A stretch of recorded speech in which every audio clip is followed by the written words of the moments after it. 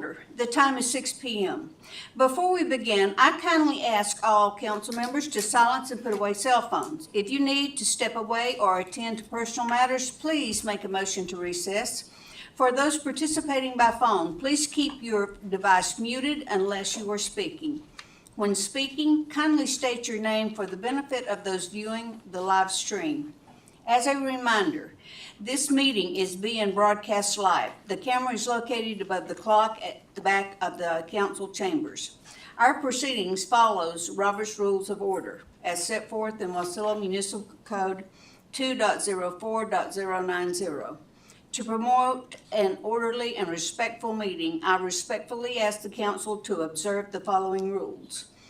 Please seek recognition before speaking. No member may speak more than twice on the same motion without a vote to suspend the rules. No member may speak a second time until all who wish to speak have had an opportunity to do so. These guidelines help ensure fairness, efficiency, and mutual respect during our discussions. Madam Clerk, please call the roll. Thank you, Madam Mayor. Councilmember Cottle. Here. Councilmember Graham. Here. Councilmember Schmidt. Here. Councilmember Crafton. Here. Councilmember Johnson. Here. Councilmember Rubio. Here. You do have a quorum, Madam Mayor. All members are with us presently in chambers except for Councilmember Schmidt, who is participating telephonically. Thank you. Please rise for the Pledge of Allegiance, and Councilmember Cottle, would you please lead us? I pledge allegiance to the flag of the United States of America and to the republic for which it stands, one nation under God, indivisible, with liberty and justice for all. Thank you. The first item of business is approval of the agenda. Before changes are discussed, are there conflicts of interest to declare? Hearing none, are there changes to the agenda? Madam Mayor. Mr. Crafton. Thank you, Mayor. Can I move item 8.3.1, resolution serial number 2611, and 8.3.2, 2612 to new business, and then if we could take those before 10.1.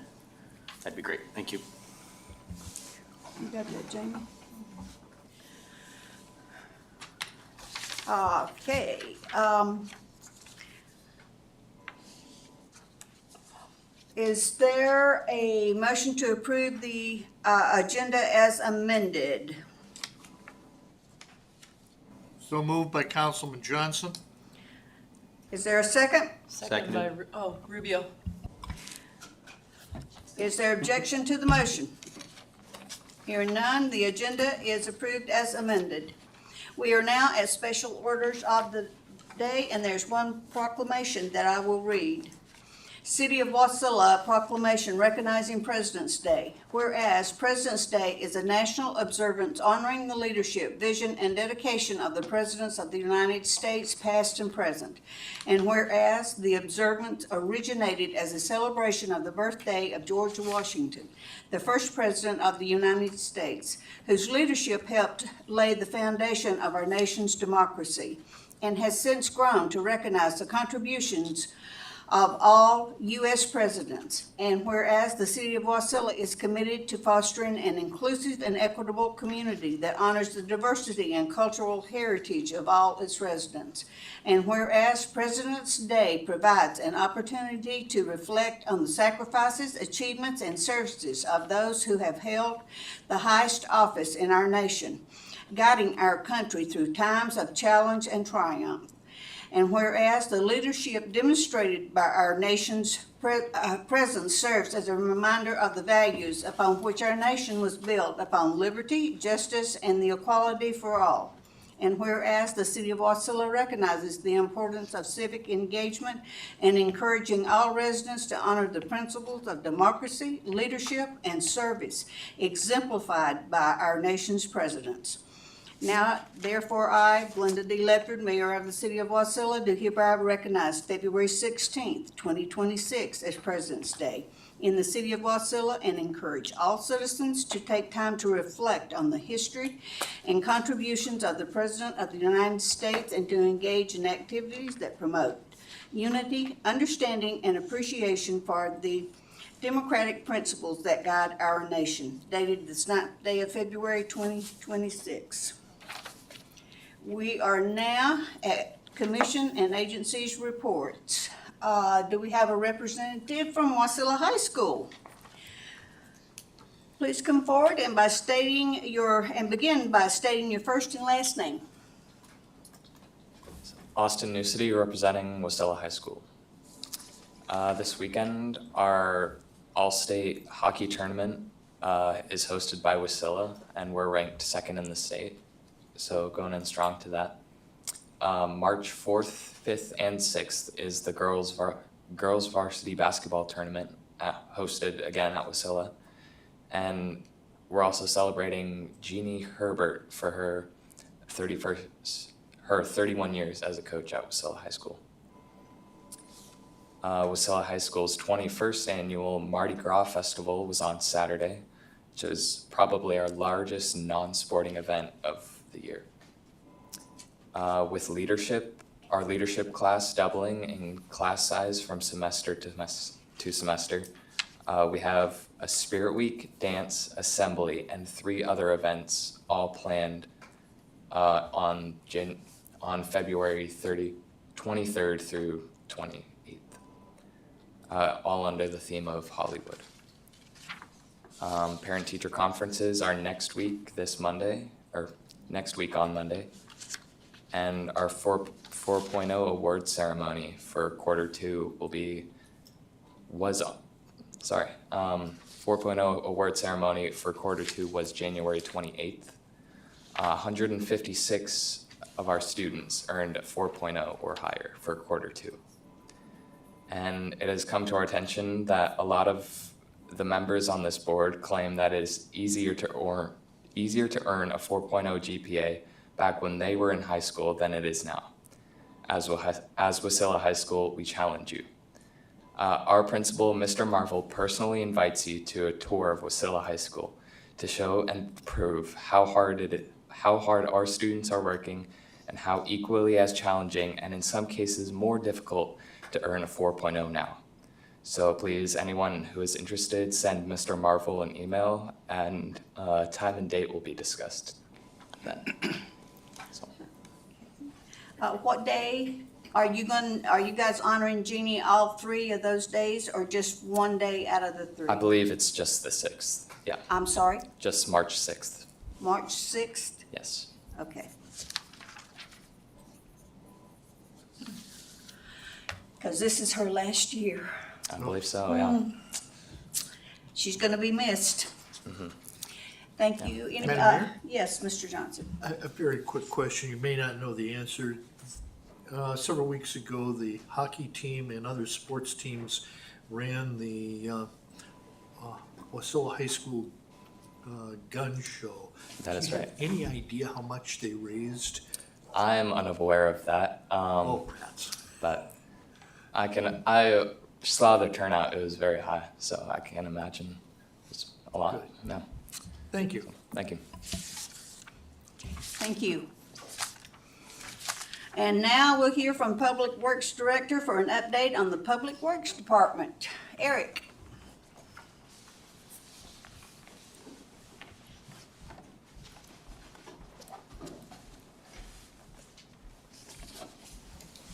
Thank you, Madam Mayor. Thank you, Council. Eric Shaw, Public Works Director. Going to give you some updates from the different divisions. So within sewer, the sewer comprehensive plan, which is essentially the sewer master plan, but broader, is out on the street for consultants right now. Currently, we'll be expecting proposals from them on February 23rd. So we're looking for a good turnout on that. The sludge digester project, which is partially funded by federal monies through the Murkowski administration, is moving from 65% to 95%. We've had some design review meetings, talked about the scope, made some decisions on existing facilities, which remain and which need to go for the expansion. The general project is to add 2 more digesters they're about 2/3 larger than our current digesters, so it adds significant capacity to our facility, and by adding those, it allows us to run them in a batch formation where our staff will discharge into one at a time. And then when that is full, it goes into the processing phase, and we always have at least one empty digester. Whereas right now, we have to add to it and decant off every day, basically, and so it's not as efficient as it should be. It also includes managing the sludge in a year-round fashion using screw presses instead of trying to have it evaporate and dry out during the winter, which doesn't work. So there's a lot of technological upgrades that will add capacity and reduce the cost of each sludge processing.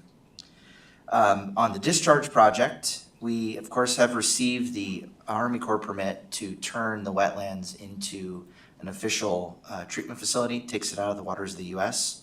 We are working with the neighbors south of town to talk about property acquisition. So our appraisers have reached out. We have several that are having appraisals in the next coming weeks. We have some others that want to talk more before that happens. So that crew within our sub-consultants are very active today. And then on the collection side, we have all of those sewer manholes, sewer lift stations, tanks. We're seeing an abnormally high number of them freezing right now. So we're about 11% ahead this year than last for frozen systems. So that's really keeping our crews busy because they have a whole process of bringing in a hot seat pressure washer and unthawing them and getting people back online. So there's a lot of alarms going off.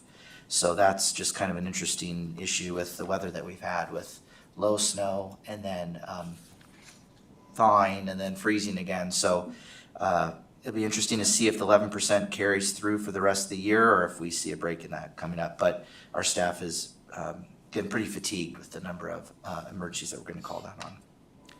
Moving on to water, these are kind of overlap with interconnect projects and other just standalone projects. But we've got the Herman Well and Water Tower and Booster Station project. We drilled the well last week. We are finalizing the screen size. That has to do with where they found water-bearing rock and what the geotechnical report for that rock is. They size it. They size the screen holes based on the material down there. So we turned around that submittal today on selecting the screen. So that needs to be shipped up and installed. And then once that happens, then the well driller has a process where they call it developing the well, but basically they add a big pump down there and they draw it down for a couple days straight to remove some of the fines and figure out exactly what the final flow is. We've done some preliminary water quality testing. That system looks like it's a little bit high on arsenic. So we'll know after we develop it if that's something that continues. We do routinely see a change in water quality, so we're hopeful that it drops slightly. If we find that it is too high in arsenic, then it may just be an emergency backup when fire flow is necessary or something like that. So still a valuable endeavor to see what kind of water we have there, but we'll know more in the next coming weeks as that well drilling process is complete. On the same project, the Herman Road water line, we've been working with the contractor and design team to identify exactly how far down Herman Road we can get with this first contract. We've been coordinating, of course, with DOT, who's designing the Herman Road extension as part of a borough project, and figuring out where that first phase will end as we come closer to Quiet Circle, because we have some right-of-way constraints, and then we know that the DOT is going to be coming through and rebuilding that section of the road. So we're trying to be, we're doing cost engineering to figure out the most cost-effective way to do that with if we decide to repave part of the road or just making good decisions on that expenditure. But that work will be completed this summer. And that's one of those projects that has the expenditure deadline by October of this year. So we're on target to expend those ARPA funds that are paying for that. And then onto the Herman Tank and Booster design, we are entering the 35% design phase for that, and that'll be going concurrently with construction this summer. And so we'll get to a design completion by the end of the financial reporting period. onto the interconnect specifically, we have the two alignments, the north route and the south route, and we've had survey crews out on both lines getting more data for us, so we can pull that into the larger planning document to help make that planning decision on the value of the routes. One of the other things that we've identified is the value of the Bogard intersection up by the school by Career Tech. So that is one of the things that makes a project feasible is to have an anchor tenant. And so we've been discussing with the borough about the possibility of them needing water in some future state for that school. So that's some coordination we've been providing. Tonight, you're going to learn more about the DEC revolving loan fund. That has been a new process for us. We've submitted applications in the past, but this is going to be a new process for receiving approval tonight, if that's possible, by the council to move into that. That's taken a lot of our focus after getting the sewer comprehensive plan out. And so then after that comes to fruition, then the water comprehensive plan will be coming out. Moving on to roads, you had a presentation last meeting about MPO's project nominations. We're working on those to meet the deadline in the next coming months. You're going to hear from us through the budget process about the Peck and Lucille projects needing match. So you'll learn more about those projects that we've nominated for the current funding that they have to resurface and repave parts of Peck and Lucille that are failing. There's been discussion about the Safe Streets for All project that the borough has put a grant application in for, and I've asked them to come present at the next council meeting so that you can learn more about that. It impacts, I believe the project's title is Wasilla Middle and High School Pedestrian Improvements, and so there are parts that improve access for both of those schools in kind of missing connections for pedestrian thoroughfare, and then the scope of the project comes all the way down to the end of Cruzy and the railroad tunnel. So we'll be learning more about that in a couple weeks. And then the Main Street project, the DOT Main Street Coupler project, is getting very close to having their federal highway certification. And so that is a huge milestone for DOT to provide federal highways, which is the bulk of the funding, the information that it needs to certify that it's met all of the federal CFRs that are required for those projects. There is some discussion about some of the historic building approvals, and it involves our museum, of course. And so there may be an updated MOU that will come across the council's desk for approval to finalize that. So I'm waiting to hear back from DOT on exactly what needs to be approved within the small remodel that the museum needs to have because of right-of-way encroachments. So I'll be bringing that to you as soon as I know more. With the airport, Taxiway Kilo is kind of in a winter paperwork hold, if you will. So the contractor is getting their submittals done. There's a lot of federal paperwork that has to happen. So the project team has been submitting to FAA safety plans and access plans on how the contractor will move around the airport because it will remain operational for most of the time. And then when we need to close the runway, when we'll do that. So they've been doing a lot of pre-work on the paperwork side. Construction will begin in the spring. We're also still working on our property acquisition. So we had talked about parcel 20, which is along Foothills Drive that has 2 structures on it now, but is in the middle of subdivision and could add 14 structures. We're going to have an appraisal meeting with them later this week, meeting with the property owner and their legal representation to find a path forward and learn more about what acquisition will take.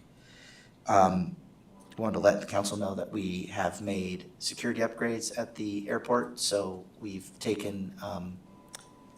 added new access control systems.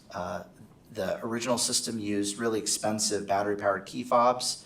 Those only have a certain lifespan for those batteries, and then you have to throw them away and buy new ones. They're very expensive. So we're not gonna use that technology anymore. We're going to the stickers that the car washes use. Those are much less expensive and they provide better management of users. And so we've rolled that out to the public and have customers coming in and getting those. We've also upgraded the cameras. So we have a really impressive pan, tilt, zoom camera system that provides exceptional quality and is already helping us with some misuse of the airport dumpster. And then we have a tracking system now for airplanes that Merrill Field and Ted Stevens are using. And what it does is it has a local antenna that records the transmitters that most planes have. And that has been very helpful for us to get use data so we can see if we have medical flights that divert to us. All of those users that we don't know how to quantify without this build our case with FAA to show the class of planes that use it. And so so we had two Iliamna flight companies that have turboprops, which are the exact fleet of planes that we're trying to show the FAA that we are bolstering with a runway extension. We've been getting data from that, so I'm pretty excited to have that data that we can take back to the FAA planners and show our economic case for supporting the runway expansion. With parks, I want to make the council aware that we're going to be using the funding that we received last fiscal year with the fire mitigation monies to address beetle kill at the Lake Lucille Park. We have a low snow year, and so we want to get in there before summer recreation starts and reduce that fire risk. So there will be a bid going out in the next couple weeks to seek a contractor to go in and remove the dead standing trees, any other fire risks, but do it before it starts to affect vulnerable vegetation in the summer. With that, I'd be happy to answer any questions. Mr. Graham? Thank you. Thank you, Eric. I appreciate the update. Next time it'd be nice if we had something we could make notes on, but you were talking about the interconnect project and you used the words "we" when you're talking about doing some surveying stuff. Is the city of Wasilla the leader in that project, or is this kind of like NPO where we've got people from us and people from Palmer and people from DOT and things involved? I'm just curious, when you say "we," are we spending city money doing that, or No, at this time, we're using the ARPA monies that were provided through the borough. So we refers to our consultants that are doing the survey work, but of course, we have the information sharing with the borough as we progress that project with them. Okay.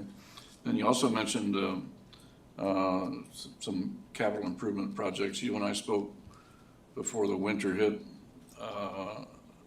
about a couple of projects where we didn't get bids last year. Have those projects been rebid? And particularly, I'm asking about Valley Performing Arts was talking about their lighting issue out there. So.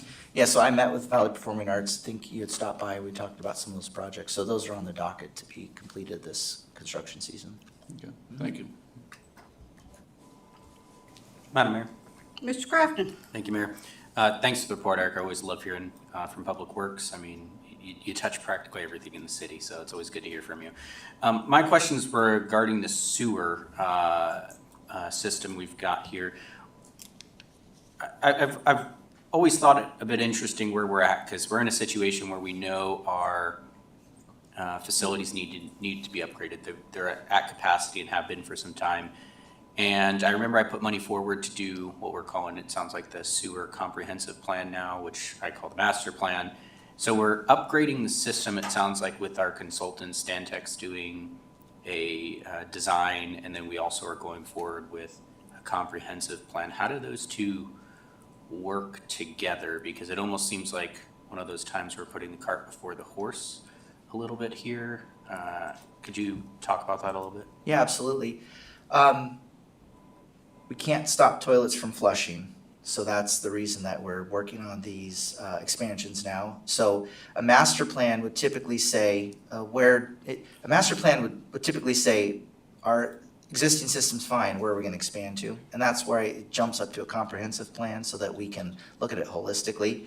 So the way that it would work is we know that we are behind the 8 ball with expanding our capacity now. We have to get into a position where we can plan for the future. And so these projects will be rolled into the comprehensive plan as ongoing. It's sort of like how the airport master plan has a short, mid, and long-term plan to it. We're in the middle of the short-term plan with these 2 designs.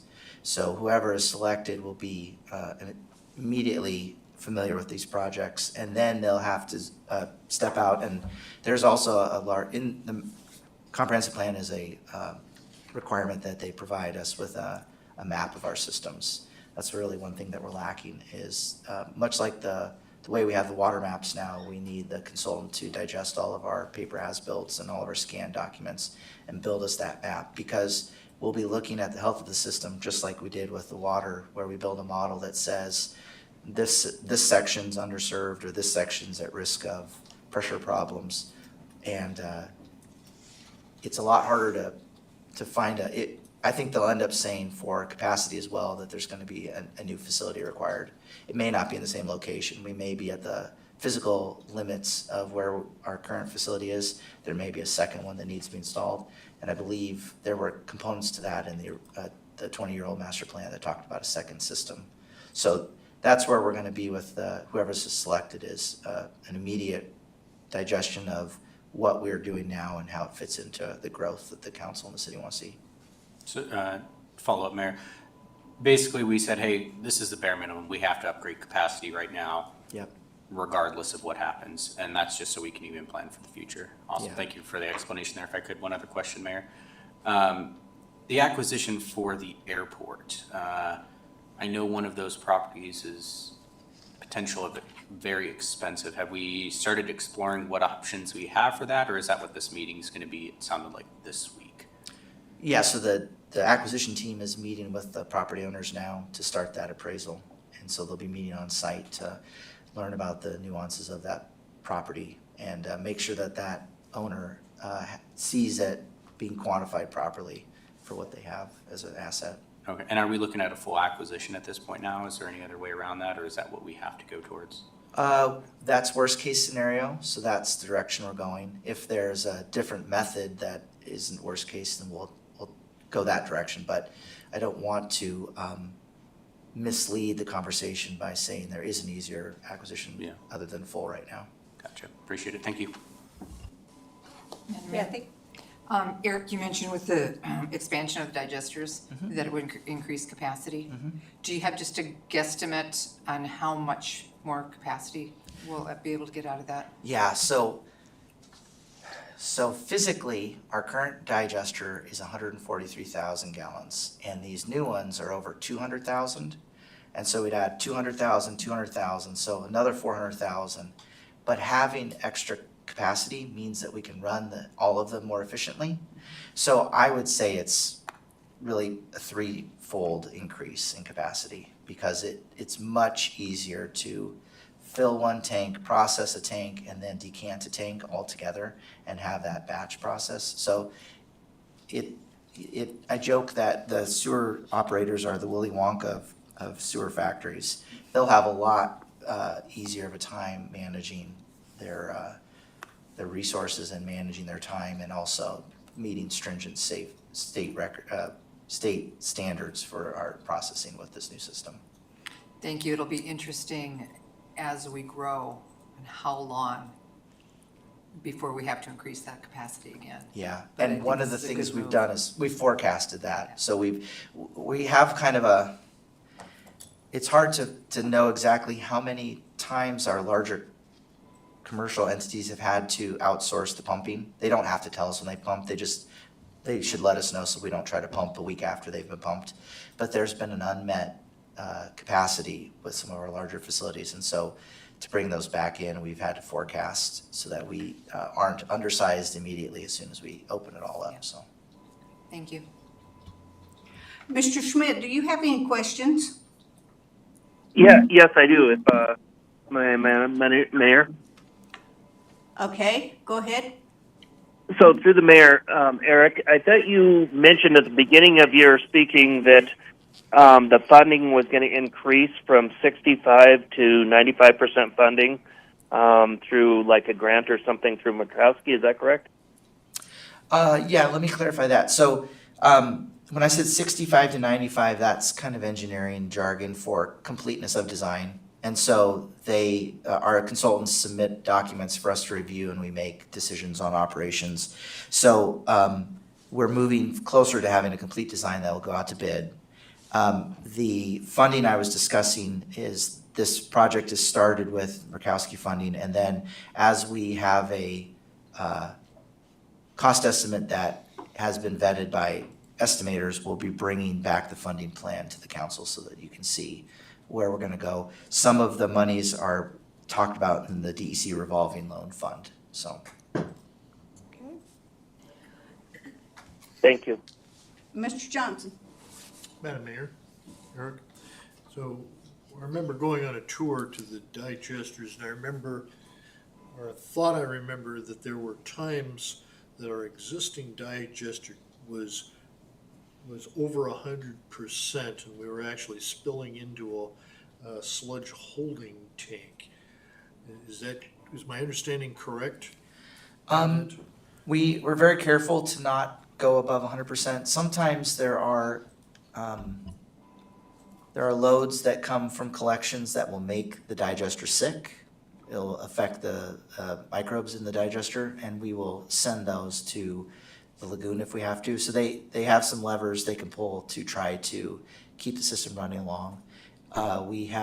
It takes a lot of work to keep that one digester happy. And so there are some emergency responses they can do. But basically, we're limited in a couple of the processes, and so we just pump what we can every day to keep it topped off. Okay. Mr. Graham? Thank you. One last thing, Eric, sorry I forgot this earlier. The city's been doing a fine job keeping the roads clear, doing a great job keeping our city safe.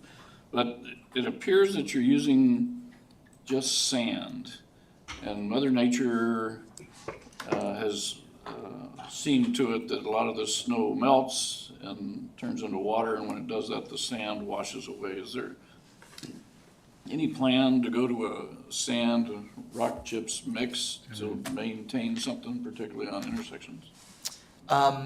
That's a great question. So we actually join in the DOT and the borough's purchasing of materials. And we also have salt in there too, so we have some salt. But I can look into what options we have for a larger aggregate. I don't know exactly if they've been changing the gradation lately, or if this does seem sandier this year, so I don't know if there's a different supplier or not, but I can look into that. Appreciate that. Thank you, sir. Okay, thank you, Eric. Thank you, Mayor. We are now at public participation. We are now at public hearing. Madam Clerk, please read the ordinance by title. Thank you, Madam Mayor. Ordinance serial number 2604, authorizing the return of unencumbered capital project appropriations to fund balance in the amount of $1,607,583. The public hearing on ordinance serial number 26-04 is now open. Anyone wishing to testify, please come forward and begin by stating your first and last name. Comments are limited to 3 minutes. And seeing no one, I will close public hearing. Is there a motion to adopt ordinance serial number 26-04? Madam Mayor? Mr. Crafton, Thank you, Mayor. I move ordinance serial number 2604. is there a second? Second by Councilman Johnson. It's been moved by Councilmember Crafton and seconded by Councilmember Johnson to adopt ordinance serial number 26-04. Is there discussion? Madam Mayor? Mr. Crafton?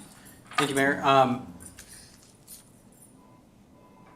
I like the idea that we're moving money back. I mean, I would think that's pretty plain and simple, is where I'm seeing a lot of these are completed projects, though I did have some questions about some of these. And if we could, I assume Eric would probably need to pick up the microphone for this one, Mayor, if I could just run it through a couple of these ones. Just kind of curious to see where we're at and why this money is getting moved back in beyond the explanation that we have here. So Eric, if it helps you, I'm on page 11 of 67 on the capital project appropriation. So I see the first few there are completed. Utility relocation postponed, may seek future funding, $60,000. I remember we went through a lot of stuff on budget, so you might have to refresh some of my memory on this stuff, but I remember this was an account that we just continuously kept funds in for various, whatever might have come up. What's the reason for pulling the 60 out of this? The short answer, Ted made me do it, but really, without a reason for it, why? We'll come back to the council and say we have a reason. So there's no reason to have an account that keeps getting funding when there's no known reason for it at this point. So. And I remember that was a lot of what we went back and forth with, was trying to determine which ones, like, oh, this had money in it, we haven't touched the funds in a couple of years, why are we putting money into this account? And that was a lot of what we spent time on the budget for. So how much money is in this account then? If we're gonna pull 60, does it leave the account empty, or does it leave a small balance in there for something that might come up? Because if I remember, this was, if the borough or DOT came along and said, hey, we're doing this thing, we need you to move your utilities, this money was here to be able to move said utilities. Ted, you want to chime in? Through the mayor to Councilman Crafton, we're asking to move the total amount back, and I guess that I'm coming in with a different philosophy, and it's a philosophy that I guess we need to discuss as the council and administration. We keep amount committed to capital, a reserve. We have a reserve even in the capital fund. So personally, as a finance director in the past and trying to be transparent, I don't like using the general fund as people have said slush funds, for putting reserves in. I think the reserve should be in your equity. And then when we need a utility relocate, that we would come to the council to justify that and move forward. There are times, as if you look for the year itself and say, we're going to have this many relocates, to me, that's a justifiable use of putting funds into a CIP project. If you're just holding it and counting on the 3-year period to allow it to go forward or grow,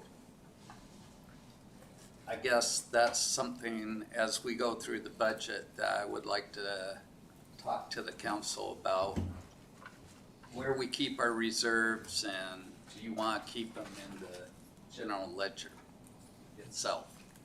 So what I'm understanding, Ted, is you would prefer, I think there was another item we did this for, I believe it was the match for the airport funds, where instead of actually, quote, appropriating it into a separate account, what you're saying is leave it in, we'll call it the big pot, keep a larger pot, and then if we need money for those projects where we have these smaller miscellaneous projects that we fund and we keep some extra dollars in there for when we need them, you'd prefer to keep them in the larger pot instead of breaking them up. Is that what I'm understanding? I would recommend that that's the council's position. When we need funds, that we come to the council to get funds. Like I said, I think we should look at capital projects on a yearly basis, right? Instead of having, for example, a good example is oversizing water pipes, where we just keep putting another 40 or 50,000 in, it keeps building up to 200,000 instead of coming to, for example, to council saying, we have this project, we want to oversize the pipe, and we're coming to you for a request for the budget. I guess the one disadvantage means that we're coming to you more often to seek funding for projects. But from my understanding, when we worked with Eric, he said he sees no utility relocations in this fiscal year.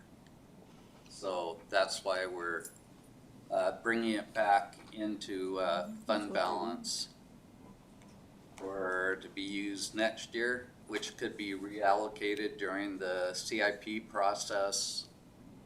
So I guess Eric's correct when I sort of put in my philosophy in how we were looking at which funds we keep on the general ledger itself. Okay. Next one, if I could, Mayor, is parking lot striping. Could you, if I remember correctly, it was parking lot striping, so let's go with that. Eric, could you explain why we're moving this one back? Sure, yeah, so, the money for that was going to go out as a contract. The workload for contract, procurement, we couldn't get around to it.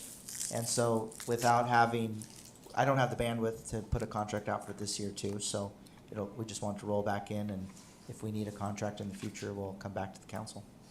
And which parking lots was this originally supposed to cover? This was identified for just city parking lots, so any parking lot that doesn't have bright enough striping could have a contractor go in and to plus them up. Okay. Mr. Crafton, Mr. Johnson, you had, and then you can come back after him, okay? Mr. Johnson? Yes. I'm a little bit questioning, on the same sheet, we have septic tank replacement. We have part of the sludge management project where we're returning between the two of them almost 300,000. And at the same time, we're coming back then with Resolution 2611, which is doing some of the same work. And it seems to me like in one case we're reallocating money, and then it doesn't quite make sense to me between the returning of this money and then what we'll be discussing on 2611. I think that, to my mind, they seem to be linked. Can you comment on that, please?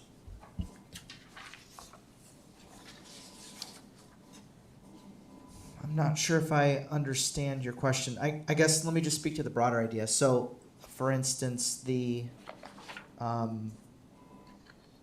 SCADA communication upgrade. So that will of course be part of the bigger projects we're talking about. And so it makes sense to know the final cost of that and then be able to reallocate those. So these monies would go back into the sewer funds, be ready for reallocation as a new contract comes out based on the design.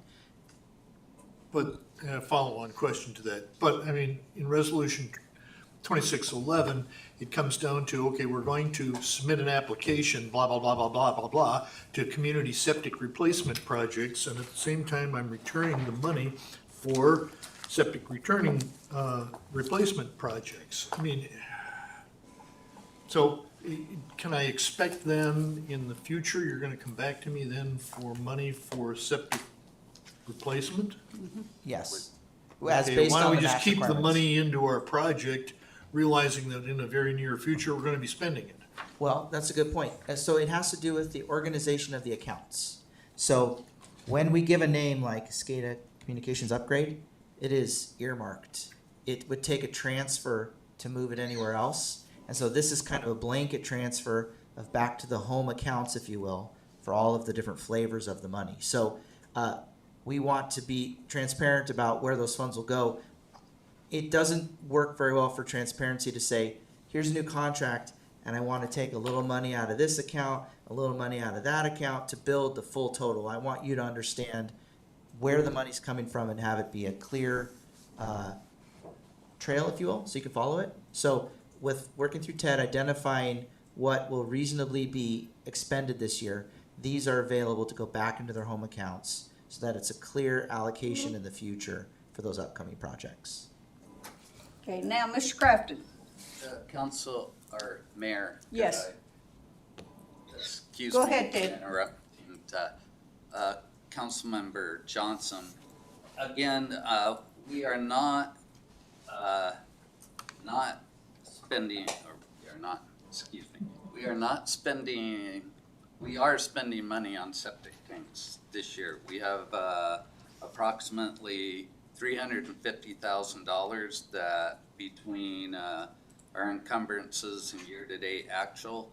The 138 is what we're looking at as we go into, if we do utilize the funds from ADEC or septic tanks, or asking for funds from the state, that would be utilized for that. So there, we are adjusting some of our accounts for timing, and Eric cannot use all of that money for septic tanks this year, and we will have to go out for a new contract next year, and those funds will be there for that, including asking for whatever grants we get also.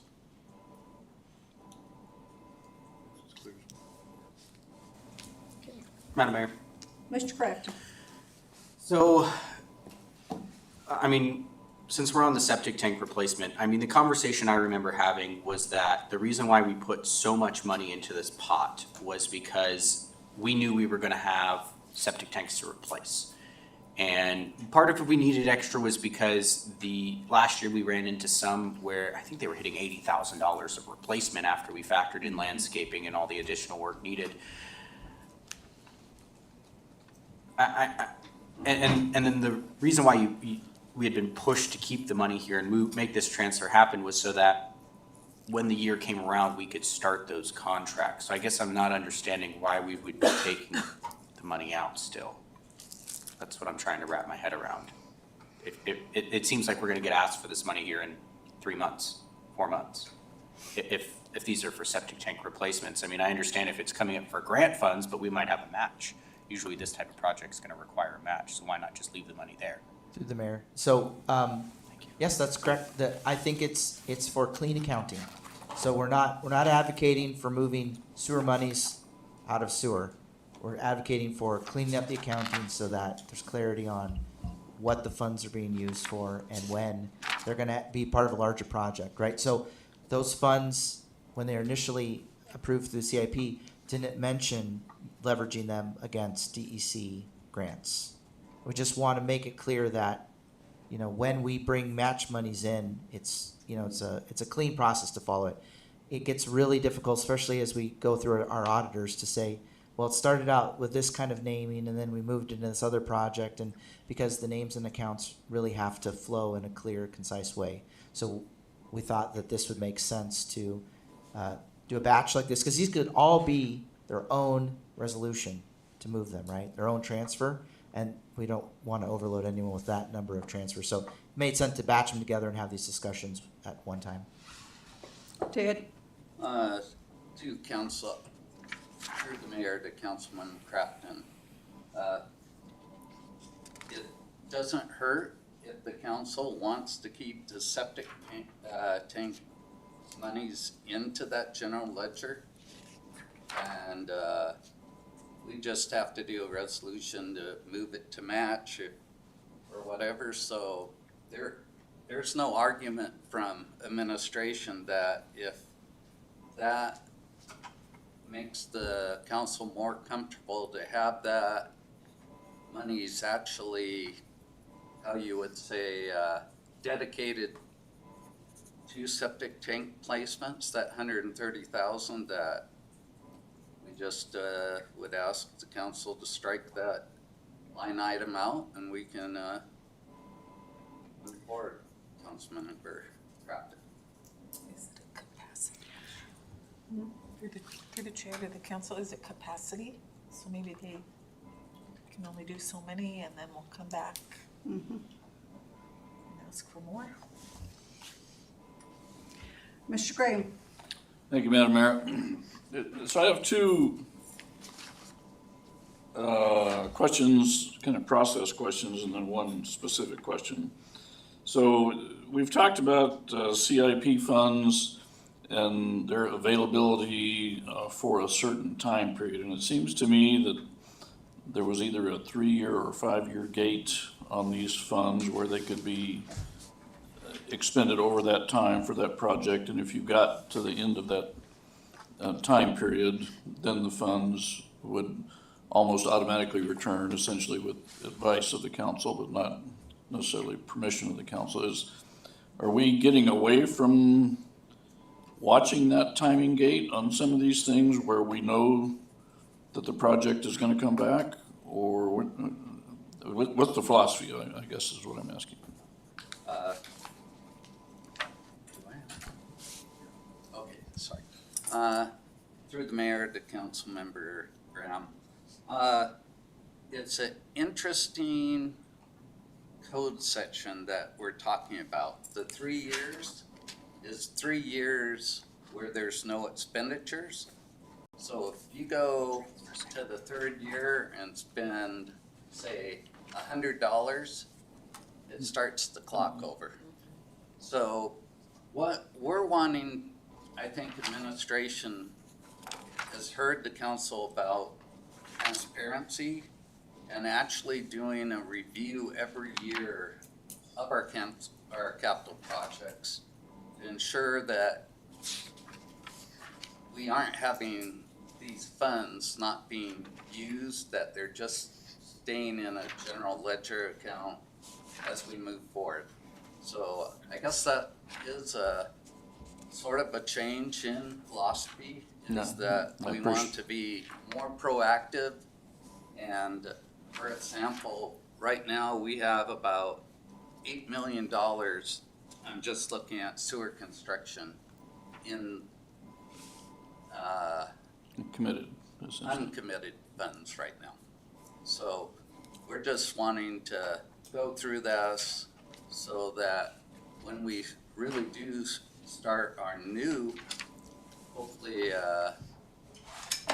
modernizing our CIP budgeting and keeping track of the funds and keeping Public Works and Finance accountable for the burn rate on those funds, that we're setting that system up right now. Okay, I appreciate being advised of the philosophy, because that is a change from what we've done in the past. Moving on, at the last regular council meeting, we talked about funds and moving money into funds, you know, when we talk about enterprise funds and so on and so forth.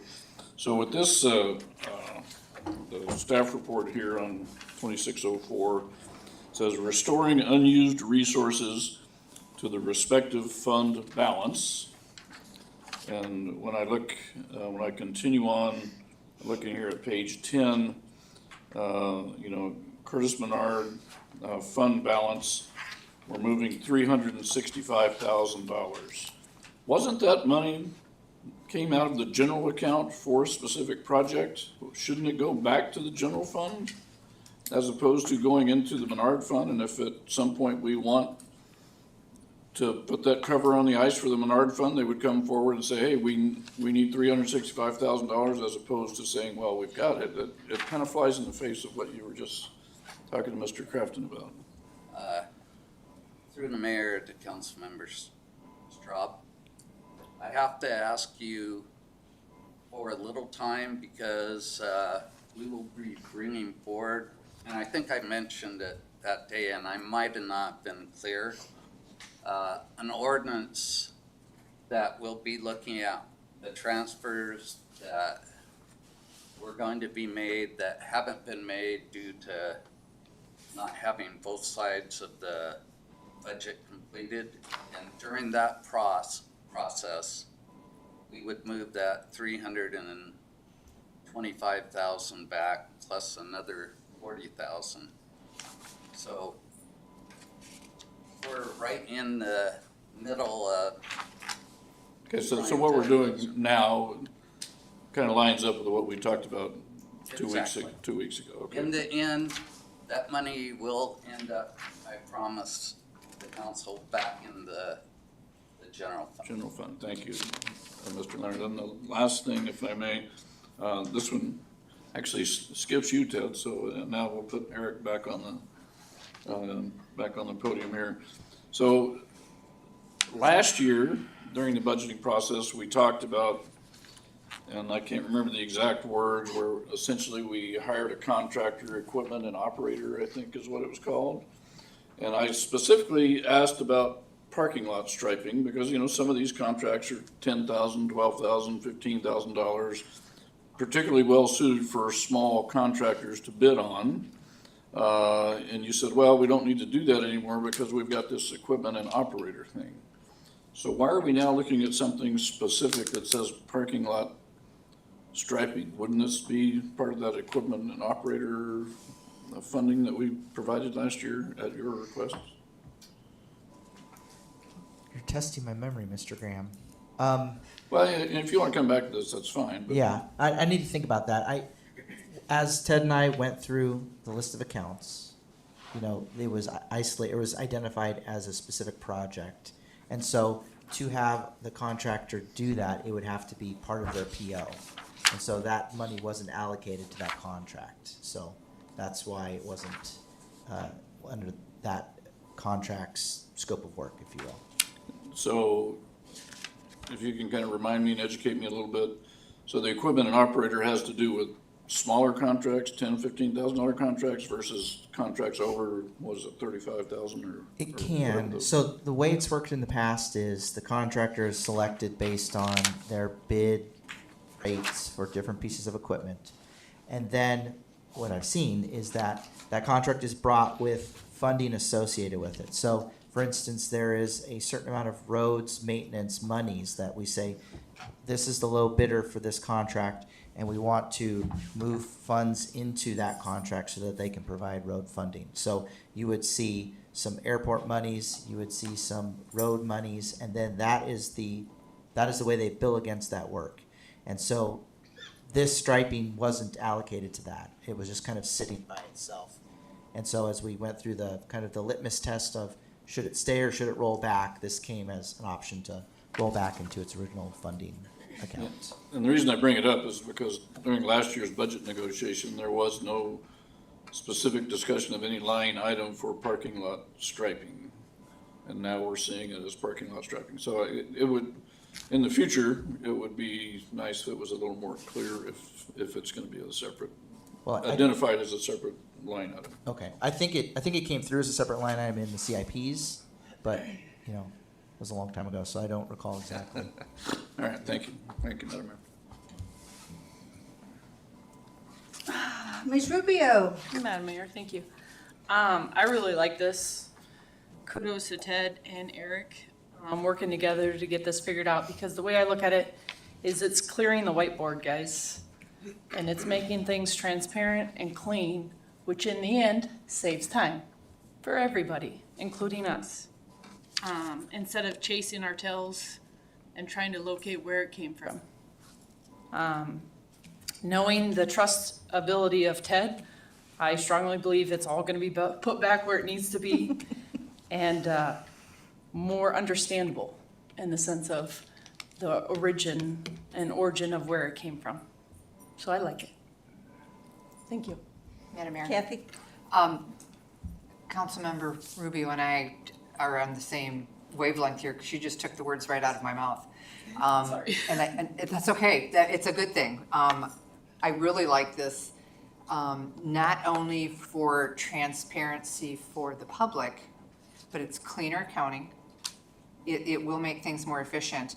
And then as we deal with grants and loans and things like this, government monies, when there's getting to be less state money and less federal money, having cleaner accounts for audits, it's just gonna make things stronger for us in you know, when we do try to go after those kinds of funds. Having everything streamlined and very transparent and very easy to follow from start to finish, I think is a really great move. And while it's a little bit different than what we've done, just because we've done it in the past doesn't mean it's the right way to do it. And I think this is definitely putting us on the right path. So I appreciate all the work that you've put into this, both of you. Okay, thank you. Mr. Johnson? Madam Mayor, this is the second time I've spoken, so I wanted to thank you for your time in putting this together. And to the council, it's not that I'm opposed to it. The issue is that I think that we needed to have the discussion to actually get to the bottom as to how this came to be. And without having this discussion, I think that just rubber stamping it, I think, would be the wrong thing to do. So I'm supportive of this, but I think that the discussion was very helpful. Thank you. Ted? One last thing I'd like to tell the council as we move forward in the capital hearings and that in our 5-year, where we give our 5-year plan, our plan this year is to have a column also for current projects so that you're going to be able to see how much funding would be moving forward into 27 based on our current projects too, so that everything's going to be laid out in one document for you to be able to see how much we do have in these current projects that would be moving forward into FY27 based on, our goal is when we give you our document that you will have the current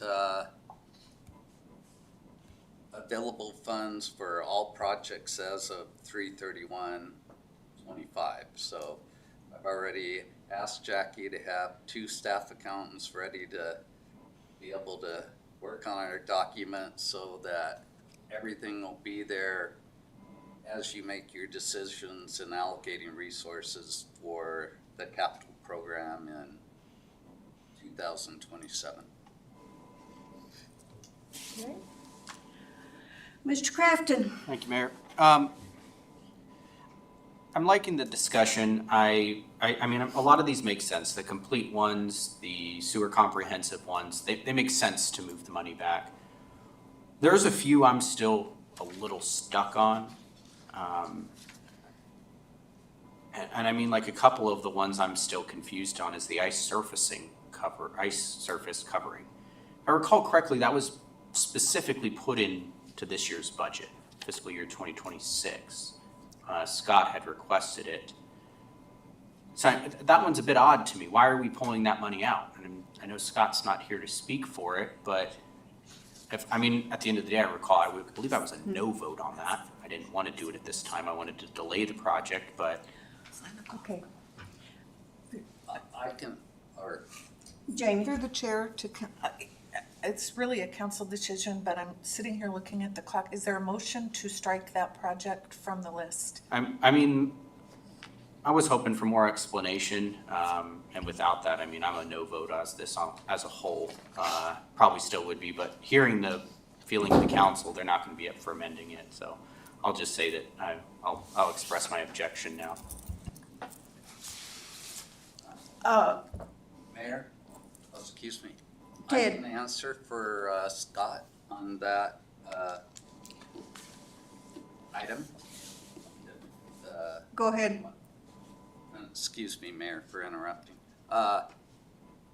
In actuality, Councilmember Crafton, Scott was going to ask to repurpose that in the upcoming year to actually utilize those fundings for replacing the rubber around the ice rink is my understanding. So it wasn't going to be used for a flooring, and that is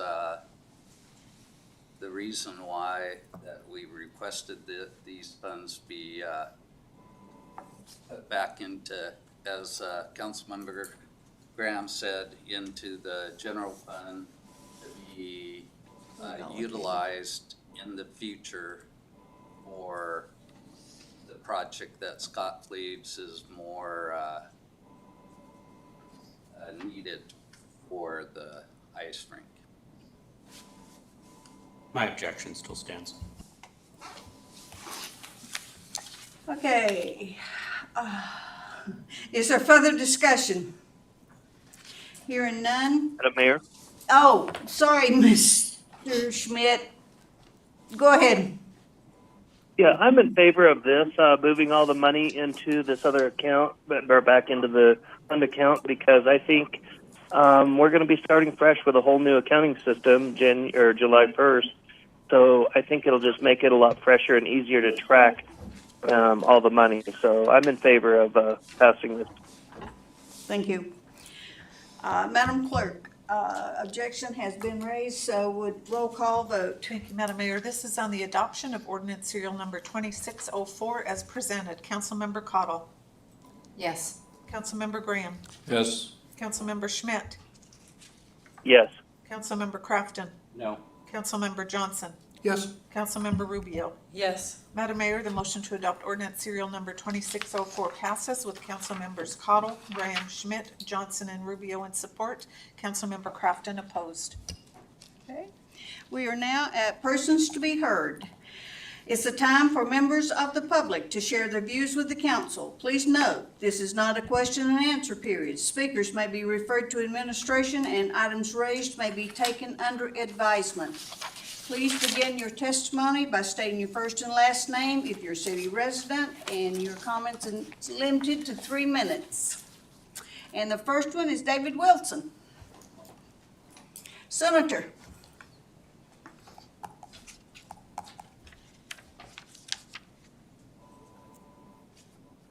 It's a heavy one.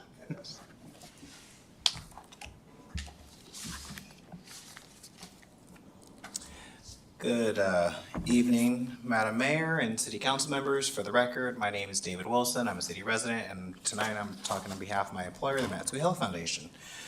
Handed to you and to the city is our new CHANA. CHANA is our Community Health Needs Assessment. As a nonprofit hospital owner, we're part of our we do seat half the board of the Matsu Regional Medical Center, and 35% of those revenues come that we use for grants and scholarships and other programming needs to provide our mission to have the healthiest residents in the Matsu Borough. Every 3 years, designated by the IRS, we have to do a community health needs assessment, followed by what we call a community improvement plan. So this is a joint assessment done by the our Matsu Health Foundation with the hospital. That is, I think, is a 355 page assessment this year. It takes about a year or so to complete. It has over, I think, almost 2,000 residents participating in this, providing some additional surveys, assessments. We use data from various areas, and it all wonderfully talks about how the methodology is done, both quantitative and qualitative, to try to get a better needs of an assessment of our community. And a couple of storytelling, some wonderful actionable pictures of current strength and needs. And this year, it has 6 sort of health priorities, which is safe and stable housing, safe and reliable, affordable transportation, accessible, affordable childcare, nutritious food, health services for all residents, and community places and spaces. Were sort of those top 6 priorities that came out of this year's Community Health Needs Assessment. And so this year we'll be following that up with the Community Improvement Plan of how we translate the CHANA into findings into actual strategies and shared strengths, so how to address what we found as some of those priorities of the Matsu community. Like I said, the CHANA had about 24 steering committees that help from various sectors, from government. I think we had someone from the Matsu Borough, from the city of Houston was participating with us, from faith-based communities and to other NGOs around the valley and other community, and of course our tribal partners as well. So with that, you have a QR code on the back of this wonderful handout to show you, so if you want to download and look at that, and if you want the hard copy, there's one right there for you guys. We didn't want to bring stacks, that thing is really heavy, and I'm just one person and I can't be carrying 15 of those bad boys around everywhere. But if you would like your own additional copy, please reach out to me and let me know how we can help. And if you need any questions or information about the CHANA or possibly the Community Health Improvement Plan, don't hesitate to reach out. 5 seconds. Thank you, Madam Mayor. Thank you. Okay, I will close public participation and bring it back to the consent agenda. Madam Clerk, please read the items of approval under the consent agenda by title. Thank you, Madam Mayor. We have 2 items remaining, special meeting minutes, January 21st, 2026, and regular meeting minutes, January 26th, 2026. Is there a motion to approve the consent agenda as read? Madam Mayor, I move the consent agenda as read. Is there a second? Second by Councilman Johnson. It's been moved by Councilmember Crafton and seconded by Councilmember Johnson to approve the consent agenda as read. Is there an objection? Hearing none, the consent agenda is approved. There is no unfinished business. We are now at new business. Madam Clerk. Thank you. Correct me, Councilmember Crafton, if I misunderstood, but we're going to take these in order, starting with Resolution 2611, which is authorizing the administration to submit an application to the Alaska Department of Environmental Conservation State Revolving Fund Loan Program for priority projects, including Herman Reservoir, wastewater treatment upgrades, and community septic replacement projects.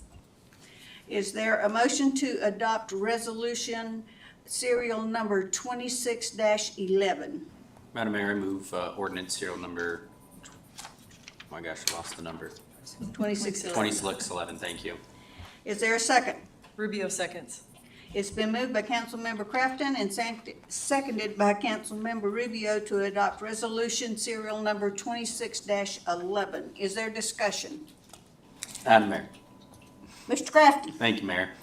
I mostly just wanted some clarification on this. I mean,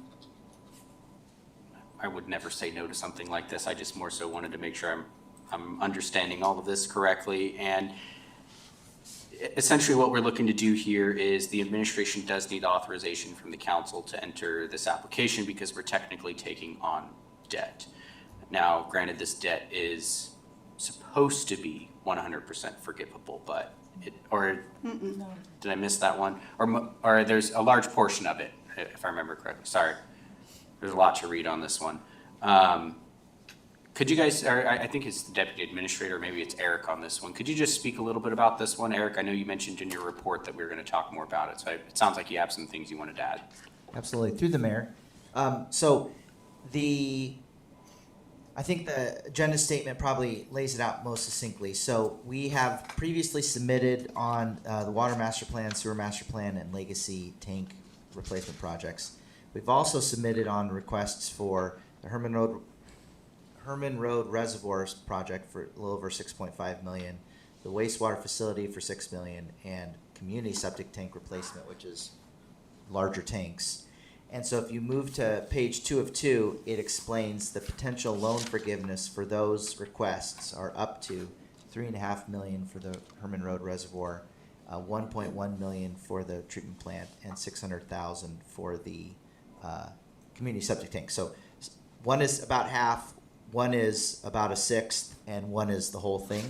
And so we just wanted to lay that out to the council in that this would offset city funds required for those projects. So it seems like a great value to the city to have the state join us in those projects. And so part of the application process is to have the council's approval, of course, and then there's been a lot of paperwork in the background for our legal support, proving that the city could assume a loan if I'm stuttering now, could assume loans if we wanted to, and so Holly and her team have been helpful in that.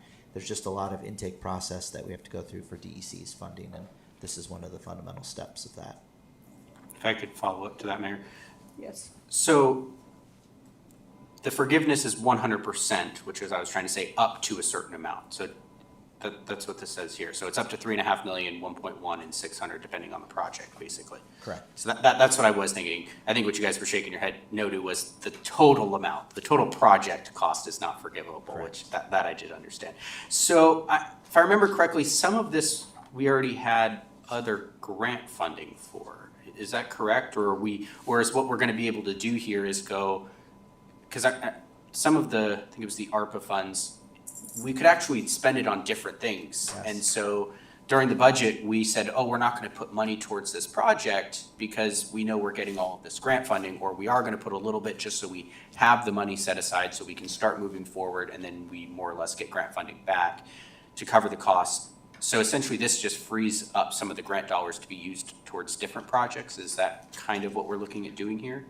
Through the mayor, so we will always look for grant monies to offset city monies. And so maybe a project starts with some city monies, and then we say, we have this project, sewer project, for instance.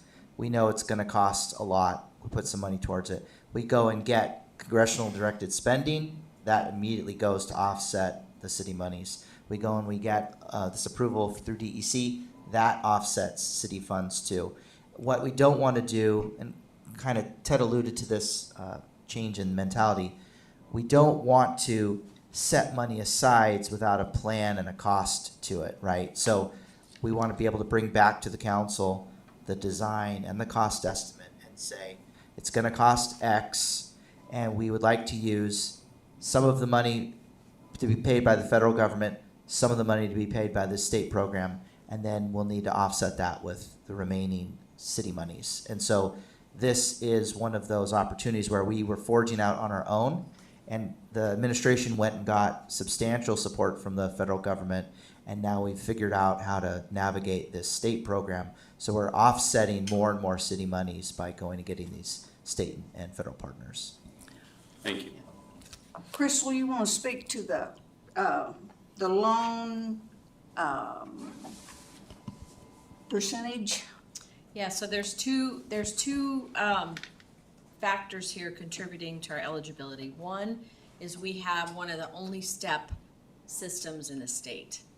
And that is a little, it can be good and bad. One, we know it's labor intensive, it's gonna be high cost to replace. But the second thing is that when the latest census came through, we're actually qualified as what they call a tier 4, and so that's the highest eligibility. So we get the highest eligibility. So the process is, once they qualify us on the questionnaire based on the project, then the application will come back with terms and conditions and verify what that eligibility amount is. So this is just authorizing the application, and what they will confirm is the eligibility amount. But it's really those two things that qualify us for this program. Okay. Any further discussion? Mr. Graham? Thank you, Madam Mayor. So, this state revolving fund is a great program. It's been in existence for many years, and our eligibility for it, finally looking at what we can do with that, I think is certainly a great move on the part of the administration. However, I do have a question. So if we apply, let's say we apply for the Wasilla Water Herman Road Reservoir project, and we get approved, they've already told us, what that, what the amount of relief would be on that. Are we committed to accepting that? So for instance, like $6.5 million for Wasilla Water Herman Road Reservoir. The state says, well, we'll forgive $3.5 million of that. Are we still on the hook? If we say, we're gonna do this, are we still on the hook for that $3 million? So when we apply for this funding, are we committing the city to $6.5 million, of which $3.5 million the state has said they would bring back? Of course, they've also said they'd pay off our school bond debt, but that's a different argument altogether. So I'm not understanding the obligation if we say yes, move forward with this. Ted?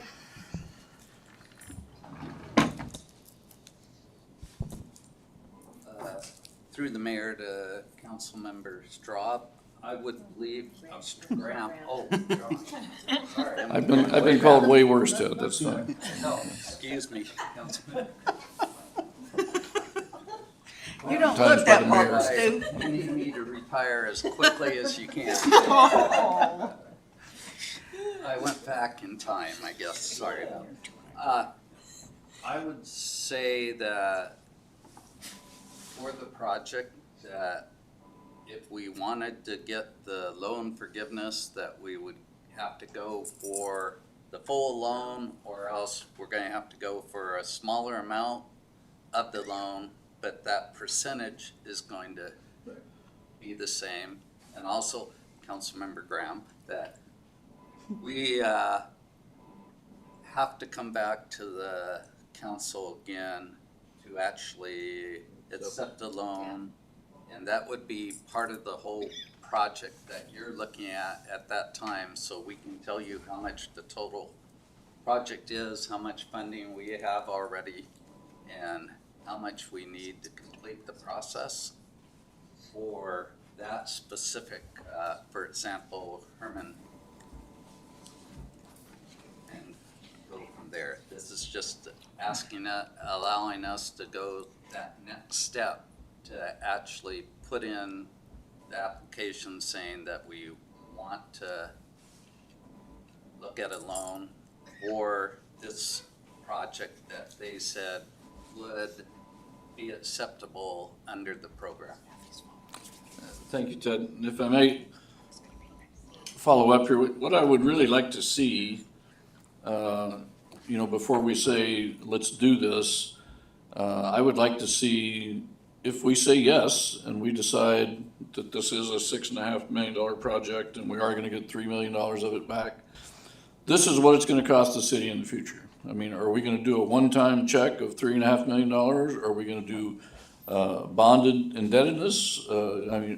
How is this gonna affect us in the future? Because if we say, well, we're gonna give $3.5 million, that affects other capital projects. If we decide to do bonded indebtedness, how long would that bond be? What would the city's payments be? How would that affect things in the future? And I realize that you're not, or I would be really surprised if you're prepared to answer that right now, because there's a lot of factors there, but I'm just concerned that perhaps we're a little bit ahead of where we need to be. The administration seems to be, plugging along with this and doing a great job, but I don't think there's enough information before the council to say yay or nay at this point. I like the projects. I think they should move forward. They're important to the city. They're important to the current residents of the city. They're important to the future residents of the city. But I think, we're just talking about transparency. Let's be transparent on what this is gonna cost in the future. How long are we gonna pay for these bonds or pay off this loan, or how are we gonna do that? I think those are important questions where we should look at those options, not make any decisions, but know that we are committing ourselves to, here's 3 ways of doing that, and you're gonna have to choose one at some point in the future. So I would like to see that before I voted for this. Thank you. Mr. Johnson? Madam Mayor, so the way I'm reading this is just authorizing the submission of an application. This doesn't mean that we accept the funds. This doesn't mean that we're committing the funds. This doesn't put us on the hook in any way, other than the fact that by submitting the application, we can say, hey, please consider us Wasilla. And if they were to come back to us and say, here's the money, then we have this discussion that you're having, Stu, right now. And then we have to have some really hard and solid facts on how this is going to go forward, because we can always reject it at that particular point. But if we don't have the application, we can't come back with a project, because we don't know what we're trying to get, or even if we would get it. You're exactly So, right. in this particular, I think that we ought to submit the application, try and get the money, and then we need to have some real serious conversations as to how this thing is set up. Thank you. Any further Ted? Oh, sorry, Mary.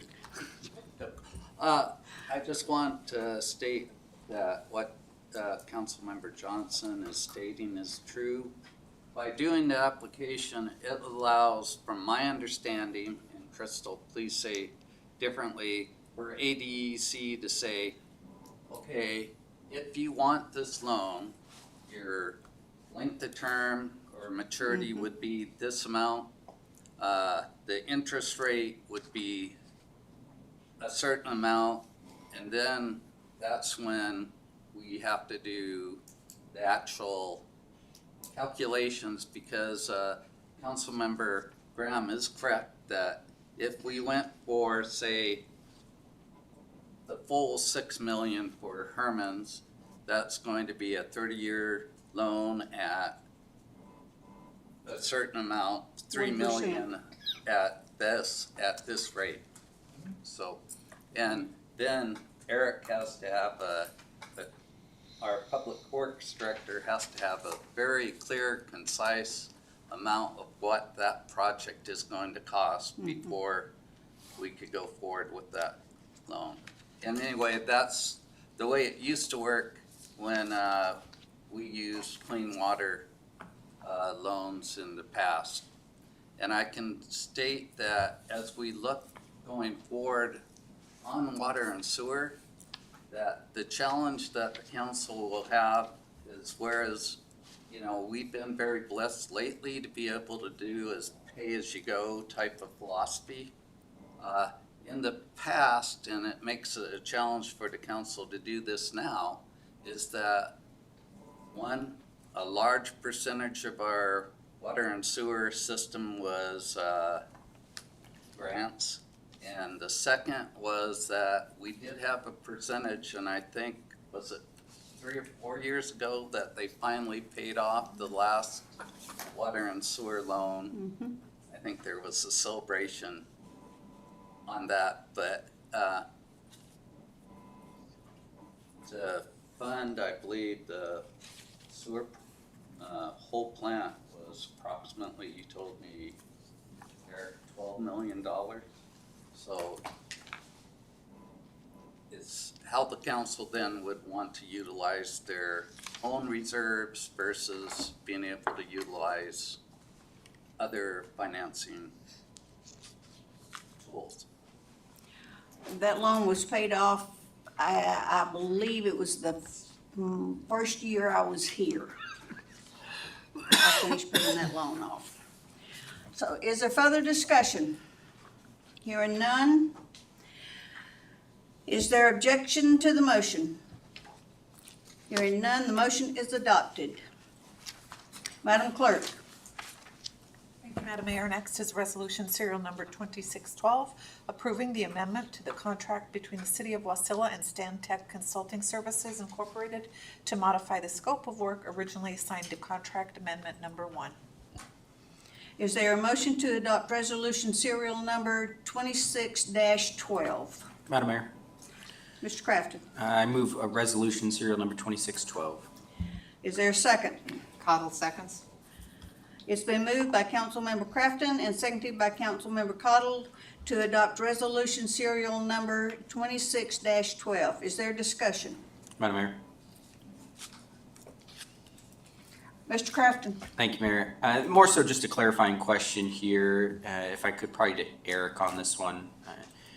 Essentially, we have ARPA funds that we'll call it $105,000 that are expiring at the end of this year. We had an amendment to the contract, and essentially we're not using up all that money based on what we're doing. So we're just trying to expand our scope of work. And could you dive into a little bit more exactly what that scope of work is, so I can get a better understanding? I read through it, but Yeah. your explanation would be great. Thank you. Yeah, thank you. Through the mayor, Mr. Crafton. So you hit the nail on the head. We have ARPA funds that are going to expire. We have a consultant that has the scope within their contract already. This is to make sure through our grant reporting that we've dotted all the i's and crossed all the t's, so that that final ARPA grant report doesn't have any issues. So this is coming from our grant reporting expert, and she said this would really help us close the books out on that. It just makes it abundantly clear that everyone has agreed to the use of these funds, so that we are, again, offsetting city monies to make full use of every dollar of those expiring funds. And so it is codifying, or I guess not codifying, but it is recording the fact that everyone with the approval authority has said we do want to spend these funds first. There's no need to change the scope for the consultant. It's just making it clear that these are going to be officially used through the ARPA process to round out the expenses. Thank you much. Is there further discussion? Hearing none, is there an objection to the motion? Hearing none, the motion is adopted. We are now, Madam Clerk, resolution number 2610. Thank you. That's establishing legislative priorities for fiscal year 2026. Madam Mayor, I request a 5-minute break. It is 7:30. We will return at 7:35 sharp. So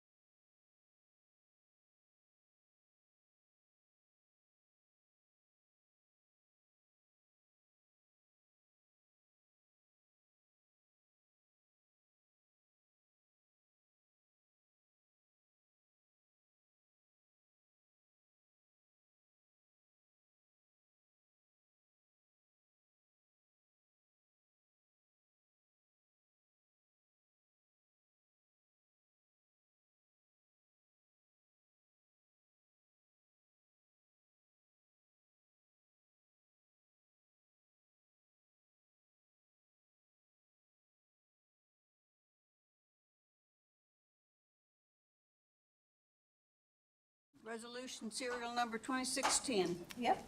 Establishing legislative priorities for fiscal year 2027. Okay.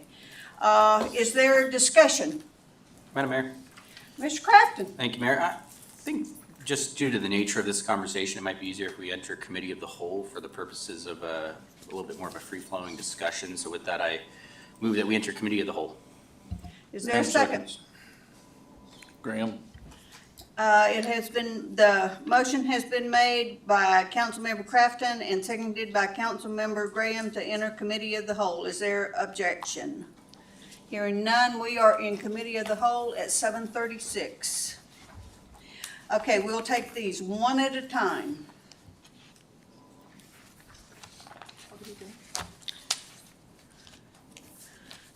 Okay. This is. What page you starting on? 46.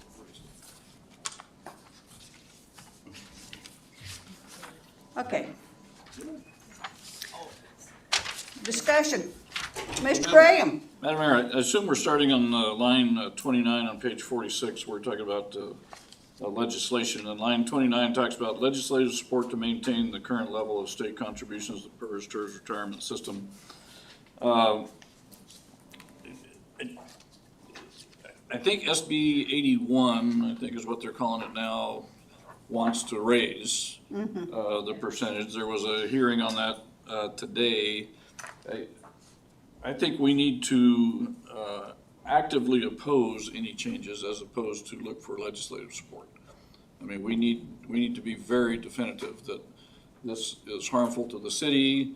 It continues the state's history of mismanaging retirement funds, and any change until we get this thing out of the way completely. So I would like to see us change legislative support, the words legislative support, to vigorously oppose any changes, to the current level of state contribution. What Just if we, oppose. How about just oppose? I think we need to be vigorously. This is a fight that we've had for at least 10 years, probably 15 years, ever since. well, ever since I've been around, but anyway, what if we say legislative support and vigorously oppose?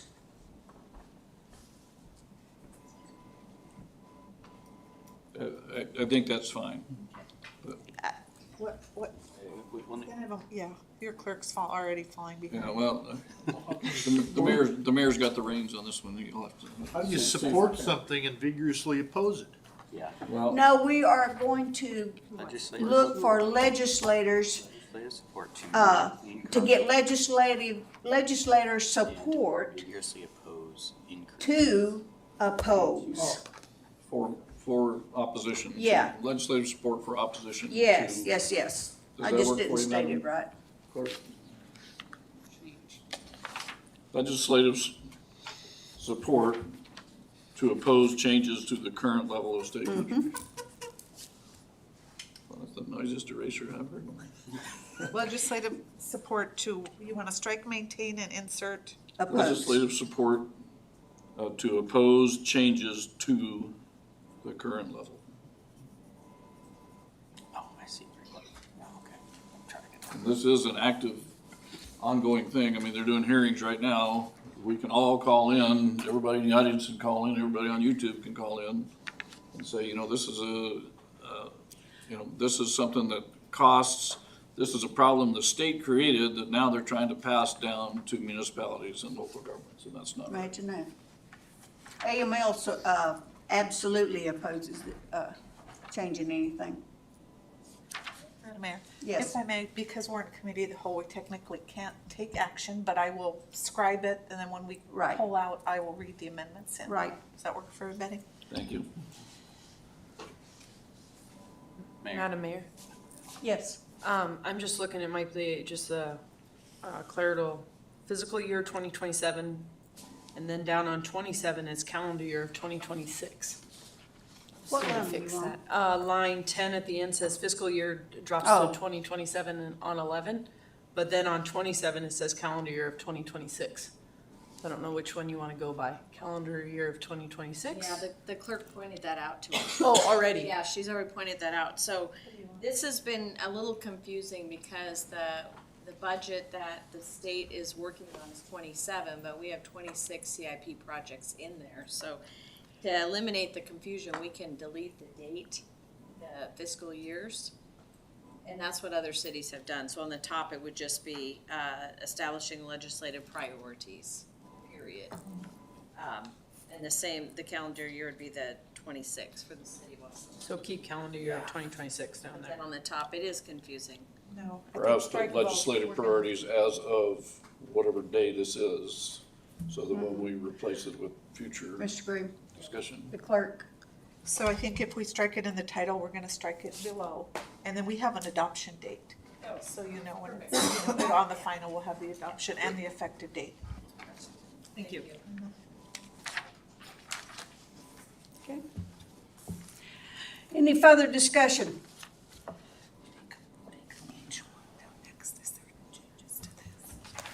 You wanna take them in order? Ask for. Yes. Okay, on line 31. Yea or nay? Madam Mayor, I'm just curious what continued support means for this. I'm kind of, I went and looked back, and I mean, this is a little bit of a copy paste over the last couple years now. This will be the third year that we've essentially had these priorities, so I'm just trying to remember why exactly what this is supposed to mean. Yeah, so I'll let Eric expand on that a little bit, but as we start seeing projects come through the MPO, we're gonna have to continue to support, whether they have matching dollars but the organization in a whole, we continue to show the legislature that we support it. Through the mayor, yeah, it comes down to kind of verbiage. We've supported in the past, continued support just shows that it's been in there before. It doesn't have to remain if it's confusing, but it just points to the fact that some of these are ongoing projects we're waiting, or relationships we have with the STIP, for instance. Especially the STIP, because there was a little bit of hiccup last year with the STIP and the state. And then there were some matching dollars that didn't make it to communities. So we still support the idea of having the STIP. It's just there was some funding hiccups that went with it. Okay, thank you. Now, even though we have an MPO and it gets money, federal money for highways and stuff, we still benefit from the STIP program through the state.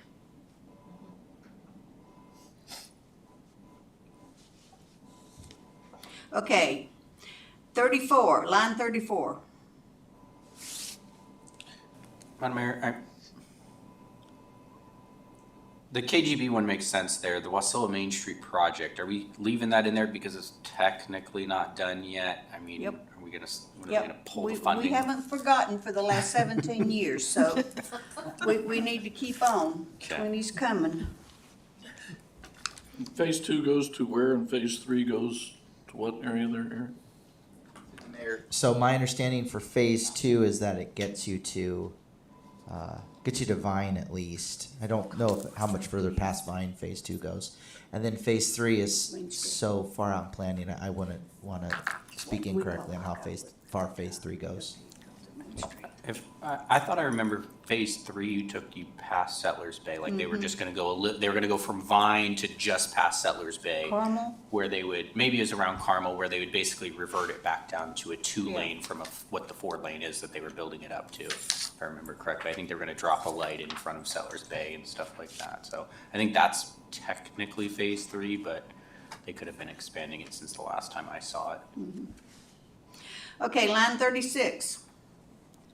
Reciprocity for water and wastewater operators certifications. That's a good thing, because they already do in a lot of other disciplines. They take hairdressers license from other states as long as they meet our qualifications. Mayor, I would just add that because the governor brought forward the Administrative Order 360 for Regulatory Reform Initiative, they are soliciting comments on how we can change statute Yeah. to better improve on our operations as well. And at there is a water and wastewater operator curriculum at Right. Palmer. What's it called? I can't remember, but essentially it's for young folks to get into that. The majority of folks that graduate from that are immediately hired out of state. So whereas we can't pick up people that are graduating in Utah or Washington, so. We've been very successful with that program, actually. Uh-huh. We have 2 operators in Job training Corps. with us. Yeah, Job Job Corps. Corps, yes, Yeah.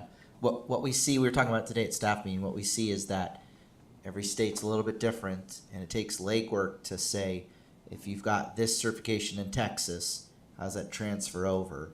And we're impacted with quality applicants when the state has kind of isolated themselves from looking at how other states do it.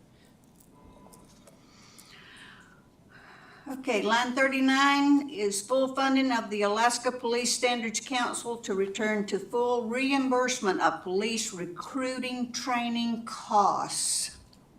That'd save us a bunch of money. Right, Madam Mayor? They used to do it, and like everything else, Cruza used to be their road too. Madam Mayor, question on that. Yes. So it says full reimbursement. Right now, do we get partial reimbursement? On school reimbursement? Oh, on the funding. On the police, no. Currently, we do not. It's, we pay the full tab. That's roughly about 14,000 a year, or for 14,000 an academy class per recruit. Yeah. And that's the DPS down in Sitka. And we also get no reimbursement for folks that we send to APD. APD's a little bit different. If they have an open spot for us, we typically just have to cover some ammo costs, which will be for training. But typically, it doesn't cost us anything, but it's hard to get a spot. It's just depending on how they fill it. We've been lucky before and we take advantage of it if needed, but it's hard to get a spot in there. Okay.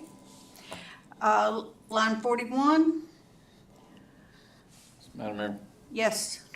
So, I know everybody here knows how to read, but I'm gonna say, this says support local infrastructure expansion projects in the greater Wasilla economic area, as defined in the SEDS. I have a problem with that. The greater Wasilla economic area, half of that area is the city of Wasilla, the other half is the borough. That's the borough's responsibility, to request our support for projects outside the city limits. So I have issue with this one here. I mean, should we support, an airport down at Goose Bay? No, I don't think so. I think that needs to be narrowed down. While the SEDS required us to establish this economic area, and while we were the driving force behind the SEDS, that doesn't make us the government for the greater Wasilla economic area. We are the government responsible to the citizens of the city of Wasilla. So I don't know exactly how I would change that, but personally, I would just strike it altogether, strike lines 41 through 43. Madam Mayor? Is there objection to that? I just want to throw a thought in there. What if instead of just Greater Wasilla Economic Area, we just change it to City of Wasilla? So now we're saying, hey, projects that are specific to the City of Wasilla are what we are willing to support. I think that's just word salad. I think every legislator knows that if the state wants to spend money in the city, we're gonna support it, give yeah. them a big thumbs up. So. I'm fine with striking it then. Well, if the borough wants to use our SEDS, they have to come through us. Any project that requires a SEDS or anything, they have to come through us. So, Especially if it's EDA funding. So like if it's an EDA grant, then we give them a letter of support. right, But we, the city, would give them that letter of support, Correct. not the state. Correct. I mean, we're Right. talking about state legislative priorities here. Yeah, good. so we are striking 41 through 43? Okay. 44, Madam Mayor. yes. So once again, we're dealing with stuff that is not directly tied to the city of Wasilla. I'm gonna compare this to the city of Anchorage, their meeting the other day where they argued about national policy towards, immigrations and customs enforcement, which had nothing to do with Anchorage. This has nothing to do with us here in Wasilla. Yes, there is some ancillary stuff to go with that, but I think, once again, we're just throwing words at something, and I would support deleting lines 44 through 46. Councilmember Graham, the reason I put that in there is we've had 2 mining companies that have approached us about property at our airport for support of their mine that they're going to do. So I put that in there because there's a lot of conversations around where's the LNG gonna go and what mines are gonna open, and they are one way, in some way, touching Wasilla.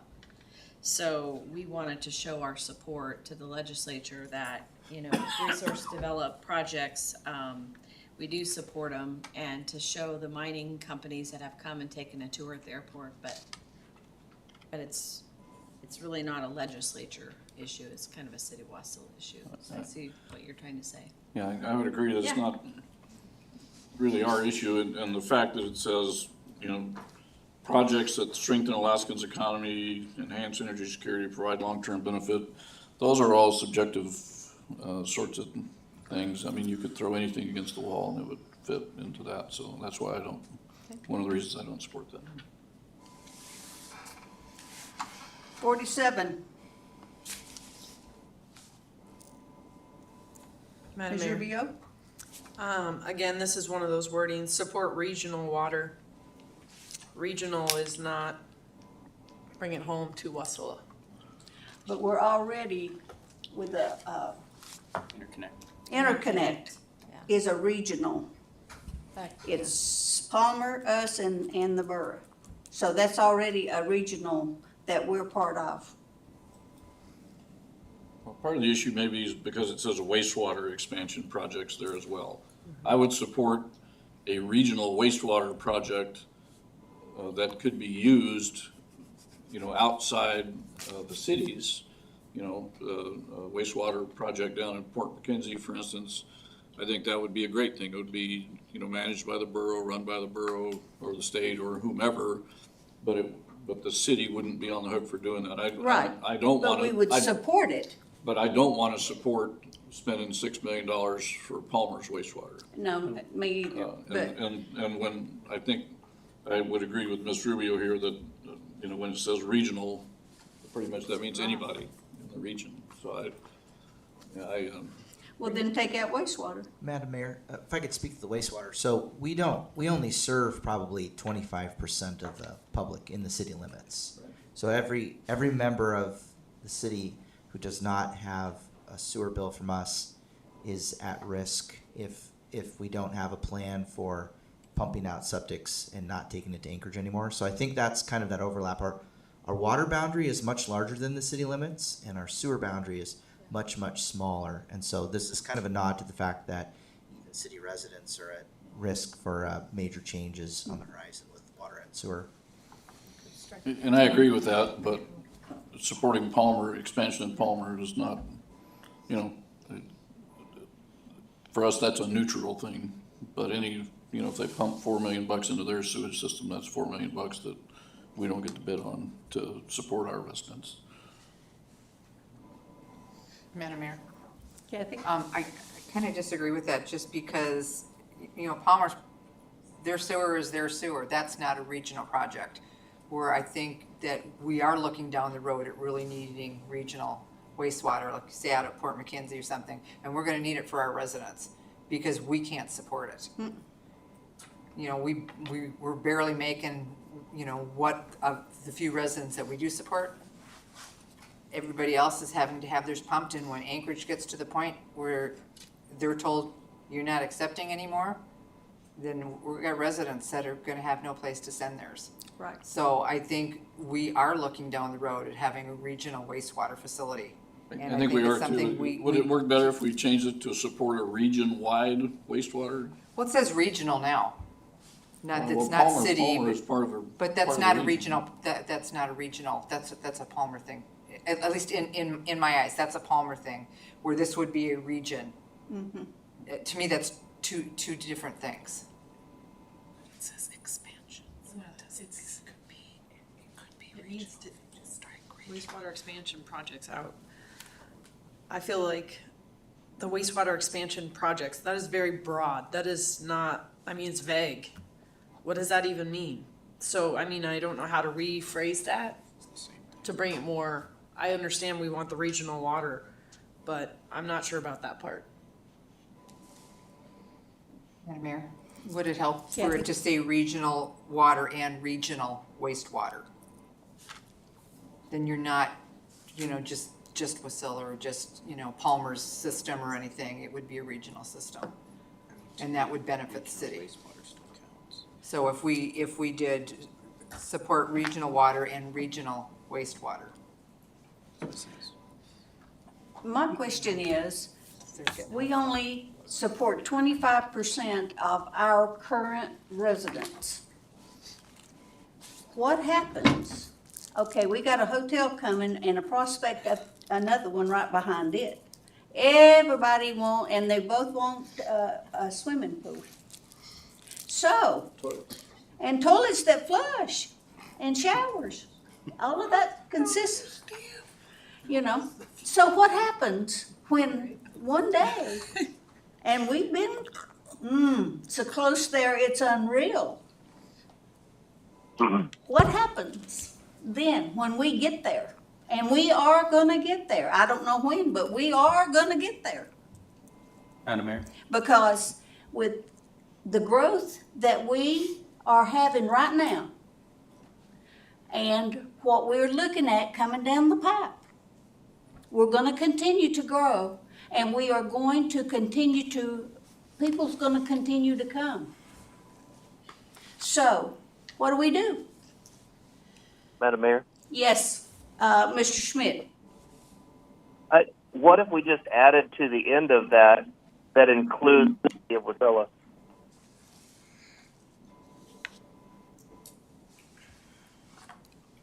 You wanted to say support regional water and wastewater expansion projects, including Wasilla? That includes the city of Wasilla. Okay. He's tying it back home. Who's tying it home? That's all I was saying, is we need to bring it back home. Okay, So like the interconnect, Uh-huh. it includes the city of Wasilla. okay. I'm good with that. Stu's good with that. Everybody else? Okay, let's go. Line 48. So, Madam Mayor, I'm just a bit confused about what this means. Oh, let me tell you what it means. Please do. I can tell you. Dispatch.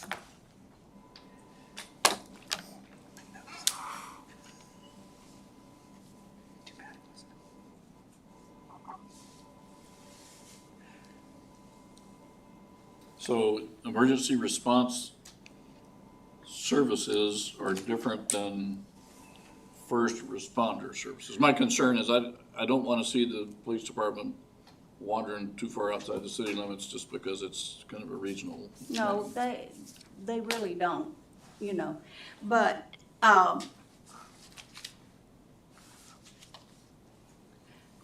that's that's what this is about a regional dispatch. Because we already are a regional dispatch. We just need to restructure. It needs to be set up as its own entity. We just got to figure this out. So it sounds like the concern and the only concern is dispatch, so why don't we say dispatch instead of services? Because you've got to be really careful with our neighbor. Well, and the state. But, I mean, if You what know we're who looking for runs- is to expand MATCOM's, MATCOM has the ability to do all this now, they need a little. We're bit- doing it now. But need a little bit of enhancement, but if that's what we're talking about, dispatch, let's mention dispatch. I mean, we've been having that fight in the legislature for years, and nobody talks about regional services, they talk about dispatch. But now the big push is regional. The big push coming out of the legislature is regional. They want everything regional. And in all honesty, MATCOM should have been regional to start with. You know how it all started. You've been here longer than me, but that's what it's all about. And you have to be very careful with your wording and all of that before somebody goes off on the deep end. We're already been there a time or two. Okay, well, and I agree with you. Politics is a very, yeah. It is a process where words need to be chosen. Very carefully. Carefully to not offend people, but my biggest concern is every 3 months in the newspaper, you hear about the Mat-Su boroughs not pulling its weight when it comes to providing law enforcement. And they say, almost all those articles say, how come the Wasilla Police Department only operates in the city of Wasilla? How come they're not taking care of a bigger area because they've got capability to expand and so on and so forth? And that's not what I want to propose here, is that the city of Wasilla all of a sudden becomes the cops, for larger than the city of Wasilla. Right. Ted? Madam Mayor, instead of using the word dispatch, could you utilize centralized emergency communication services? Yeah. Same difference. I like that more. I think the response services to me is sounding too much like what Mr. Graham's talking about. Okay. It's our city police. So I like the clarification point. I was thinking the word dispatch, but you said emergency response communication services, so we're just adding the word communication. Strike response and insert communication. Okay. Okay, line 50. All this is get 911 to where we can be able to pay for our consoles and that kind of stuff, because right now you can't. Madam Mayor, maybe this is a Ted question here. Could you explain what the surcharge can be used for right now then? I don't see Lori here, so. Lori's not here. One time she's not here. Chief, do you know? Yeah. Obviously, Lori's gonna be a little bit better apt at this, but it's equipment, software, the CAD upgrades, console upgrades. There's probably a whole list, but it has to be pretty much directed to dispatch and all the services involved, where the borough is the one that's on the board that holds that, so it has to be a benefit for all. Those are kind of some highlights of the conversations that we had, but to have a list of what it can and cannot do, I think generally it's consoles, CAD, upgrades, tech, phone lines, those type of upgrades or purchases. To Councilmember Crafton, I believe they're trying to broaden that, because my understanding of what E911 can only be utilized for now is sort of those Call takers. and things that are actually receiving the first call, not for Not taking it dispatchers. past that portion up to part of the dispatching. So it's very narrow right now in, like the chief was saying, for call taking, for the equipment, for doing the transfers of those calls to the dispatch. So basically, this would increase the revenue for MATCOM and reduce our cost, hopefully. I don't see why that's a bad thing. Exactly. Madam Mayor, so I'm gonna again recommend that we just delete this one, because there's nothing on the books at the legislature right now that deals with this. And I would rather see us come forward with a priority for next fiscal year, for the next legislative session, that deals with this a little bit more specifically, that talks in specific about how cell phone companies need to pay into the E911 system at the same rate that landline pays into it. And there's you know, I think it would behoove us to work with the experts in this to find out exactly what would work rather than kind of put this Band-Aid on something that's never even going to be looked at this legislative session. There is no legislation that has been filed regarding E911 during this session, so I don't see any movement on this, so having it as a priority isn't really benefiting us at this point. Councilmember Graham, that there again, the executive or the administrative order that the governor put out is for us to show them statutes and regulations that are not accommodating the cost. And so there's a federal list of E911 funds, and then there's also the borough that should align with that. But as the MACCOM communications manager will tell you, this state does it unlike any other state. That federal money usually goes right to the MACCOMs of the world. It does not stop at an advisory board at the borough level. So that needs to be changed. So let's say that. What's that? This doesn't really, you know, this doesn't, you know, it says allow expenditures, doesn't say anything about cutting the state out, it doesn't say not give the state their 10%. Let's say that. Okay. Let's, you know, when it comes to, you know, funds, let the local, you know, PSAPs figure out how that's done. What those words are, sorry, Madam Clerk, I have no idea. But I will reach out and talk with her about that, because I want to make sure the wording's right. I can't change it without a motion, that's too substantive. Yeah. Another option, if I may, Council, I know I wasn't called upon, but if you could always do a separate reso, you know, supporting this change in law, you could, if you want to wordsmith it, if you want to, that can be outside of this, because maybe a bill will be filed, you know, through the process, so that, just an option. So strike this, So in that case, I would move to strike. 50 to 52. Yes, ma'am. Okay, and the next one, amend state law to provide local control of package store and beverage dispensary liquor license.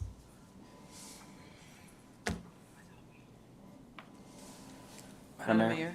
Yes. Oh, go Go ahead, ahead, Ian. Alina. I thought, help me, I thought this was done and completed. No, are you kidding me? They won't let us do that. What was the whole thing we did with, we got 10 for the city of Oh, Wasilla? that is just a restaurant license. That ain't got a thing to do with a package store or with a dispensary liquor license. In other words, they cannot dispense a mixed drink. They can't dispense Jack Daniels and Coke. I don't know how else to explain it, but Are we doing that here? Yeah, where is that? I've testified against this for 12 years now. Okay. You know, we're a first-class city. Let us have our own, control our own destiny. We do anyway. Madam Mayor. What? Kind of going back to the E911 that we were just talking about there. No. I'm just saying, referencing it. Is this one we want to be a little bit more specific on, or do we feel like this is specific enough that something can be done or is being done about it? Because, I mean, I I've think talked with our state senator and our state state rep, and to be honest, they don't fully know much about this one, as much as I would hope they would. I think what Jamie said will hold more water than just this. I mean, I'd like to leave it here, but maybe we do take some time and craft a resolution and push it forward. But I know I've talked about this one to people, and people don't fully understand this one. This is a big piece to really letting the city of Wasilla operate the way it should operate. And I know last year when we were down at AML, we sat down with the Commissioner of Labor, was it, and talked about this as an issue. And so, I mean, it's something we definitely need to keep our thumb on. So again, I'm not sure how we'd want to proceed forward with this. Do we want to leave it here and work up something later because it's that big of an issue, or do we want to strike it and work something later? I would think if we leave it and then do some research and some wordsmithing on a very carefully worded resolution providing for a specific fix, I think that would work, but I think we Good need to idea. leave this in here since we've been fighting this for, what did you say, 12 years? I mean, it's. I've testified, for this for 12 years. Fair enough. Are we talking about, do you wanna strike the E911? Yes. Sorry, I was just referencing the fact that we were talking about how we wanted to dive more into this one. So leave E911 stricken. Right? We're gonna leave this one in. So you moved back, so we're striking E911, but we're leaving in local control of Yes. package. Yes. Yes. Okay, now we're on line 55. And look, guys, it's 8:11. Let's go. Line 55.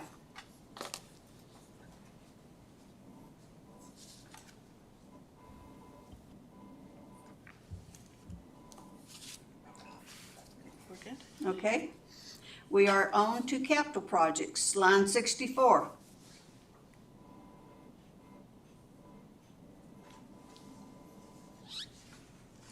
Madam Mayor? Yeah. I guess where are we at with this one here? 1.5 million for the MS4 program. Again, this is the third time we're gonna be putting forth these dollars. I mean, I'll be honest here and be blunt about it. The state doesn't have any money, most likely. I mean, they got some money. You can always scrimp and save and, find some dollars, but again, do we wanna be a little bit more focused? I'm gonna take a leaf out of Colleen Sullivan Leonard's book here, and she was always big on let's really hone down what matters the most and get rid of the stuff that we don't care about, because we don't want the legislature to go, oh, here's $500,000 when really we want $1 million or $2 million over here, and then they feel like they were able to get us something. So I guess just where are we at with this? Can I speak to that, Madam Mayor? Yeah, so through the mayor, so the MS4 position is a weird one because right now the governor's basically said, don't force the Matsu Borough and the city to have an MS4 program. So they told us, because that came along with the census, urbanization, MPO, and DEC said, if you act like one, we won't make you one. But that could change with the new governor, and they could just come in guns a-blazing and say you were supposed to have one already. I think the reason that this remained was because, just like the MPO is a brand new thing, this doesn't come with any funding, the MS4 requirements. So we wanted to keep it in front of our legislatures that we're at risk with policy change from a new governor, that we're gonna need help with that because there isn't the structure that the MPO came with. We're gonna be trying to figure out ourselves. So we just wanted to keep that as a risk for our legislature to talk about. Thank you. Is the MS4, is that a federally mandated program or a state mandated program? It's a federally mandated program, just like the MPO. Okay, we're going to line 66. Madam Mayor? Mr. Graham? So we talked about $3.9 million for a sewer tank legacy replacement project. We're putting money back into the general fund or into the sewer fund, which will go back to the general fund. But so we're putting money back in the sewer fund because we didn't have the capacity to spend it. We didn't have the contractors, didn't have the personnel to be able to spend it. And that amount of money was significantly less than $3.9 million. I mean, where does this $3.9 million come from, and what time period does this cover? Are we saying $3.9 million over the next 6 years? What, typically the legislature doesn't give these big, long timelines on things. So this was a conversation we had with our lobbyist. He was saying on a federal level, the clean water or septic, anything that can directly contaminate water, that's always been a priority. We have learned if you get an appropriation like through EPA, it can take up to 3 years to actually get the fund. So you have to, it's a very long timeline. So say the DEC comes back and says, yes, this qualifies, and there are some general funds that we have, but it's always good, and the lobbyist's opinion to keep the septic conversation in the front of the federal government primarily. So we kept it in there, in front of EPA. Madam Mayor, Mr. Crafton? doesn't this go back to the revolving funds that we were just talking about too? Isn't that essentially this right here? This can be an independent appropriation, just like the 5 million that we got from Murkowski was a independent appropriation. Did not go through the state. Went through EPA. Okay. This is for federal, this is for Lisa Murkowski. Okay. Okay, line 70, Madam Mayor? Mr. Graham. So didn't we talk about this at the last budget and we decided not to provide funding for this center? So what are we doing here after we said we didn't want to pay for it? Now we're saying, well, we want it if somebody else pays for it. Is that- Yeah, so originally, conceptually, 4 years ago, we said the Wasilla Business Aviation Center. The reason we put that in there is that from our tenants, and Eric can kind of confirm, is that there is a sizable amount of federal dollars for training pilots and mechanics. And so we've had the college and we've had other entities come out to see what our future amenities are gonna be. And so this is something that we put in there. If there was a grant that we could partner with somebody to provide the training facility, it's just a concept, but we did take the Wasilla Business Aviation out of it, because that's not fundable. Is this, from your knowledge and experience, is this something where we would be like a 90-10 or 60-40 match on this? What is the typical match rate on something like this? What is it for FA? For, FAA is usually about 90-10. 90-10? Yeah. And this also is it's a vehicle to talk to other partners. So like the tribes, if they have education money and they want to partner with it, these are kind of Project Genesis funds. So if it resonates with one of the representatives and we can leverage that with another partner, this is kind of getting those projects rolling. Madam Mayor. Mm-hmm. So are we leasing it? When we're gonna build this, and then what's our intention? How are we managing this? Well, it would be- This sounds a lot like private sector. So it would be a lot like the My House grant, where they got a grant to build a new facility, and then they can operate it, or they can have an operator operate it.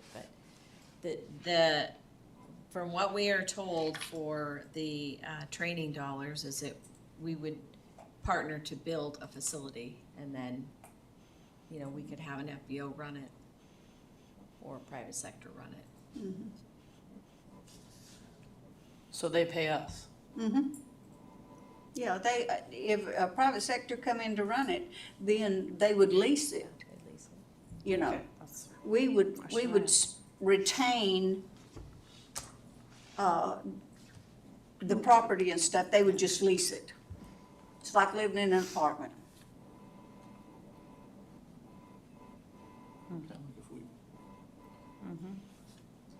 So would this be similar then to the Goose Creek, where essentially it was built by the borough and then it's leased by the state to pay the borough back?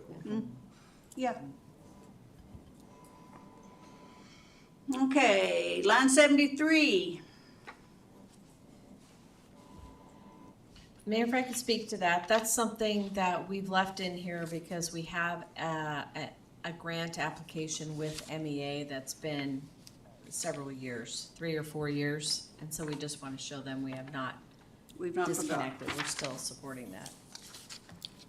Madam Mayor, Mm-hmm. just to clarify, didn't we put money towards this, or at least having a capital account that we're keeping funds in here for if we needed it type of thing? Through the mayor. So we spent some funds to get the power to our property. So the neighboring property owner paid a substantial sum to MEA to get the power to theirs. and we had a couple more poles installed, so it's on our property now, but the bulk of the project still needs to be funded to get to the other side of the airport. Okay, thank you. Okay, line 80.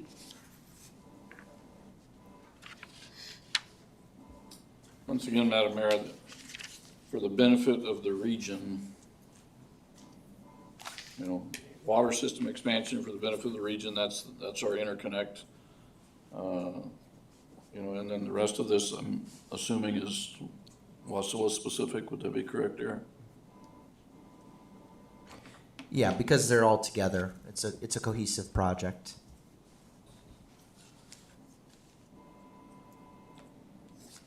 Okay, line 85.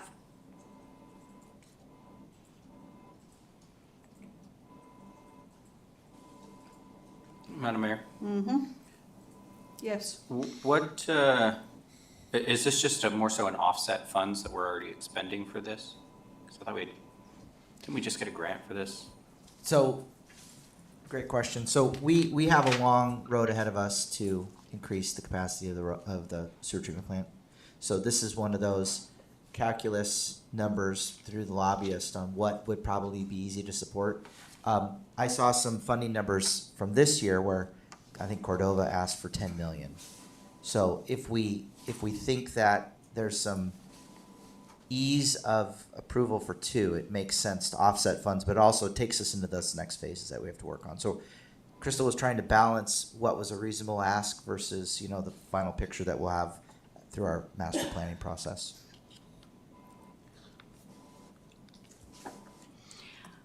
Line 89.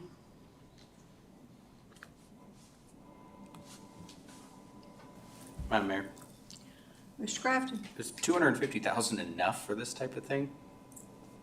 Be asking for a larger dollar amount, just knowing what a playground in today's dollars would probably cost? It's low-hanging fruit, but it's fundable.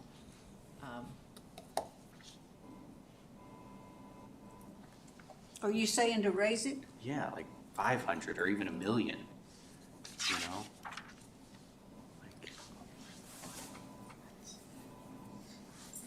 I mean, looking at, you know, what it's gonna take, you know, to work on the park across the street, you know, 250,000 is a drop in the bucket. Yeah, if you're not, you know, if you think 2 million is a fundable number, then I think that we should ask for at least $2 million, because we have 9 city parks with playground equipment. Madam Mayor, I believe we should increase it too. I mean, Wonderland Park and Newcomb both need money being spent. So what I'm hearing is you guys want to increase it to 2 million. Madam Mayor, Yes. I really don't think we should, with less money available from the state. They're gonna be more apt to fund things like water and wastewater before they will parks. So I think if we ask for 2 million, that's just gonna be, that's not gonna be high on their priority list, and they're just gonna overlook it and we'll get no funding. I think this is a federal look. This is one where we're gonna look to Senator Murkowski and Senator Sullivan and Representative Begich and say, hey, you know, we have safety issues and we need to watch out for our population. And I agree with you 100%. The state's not gonna give us a nickel on this, but I do think that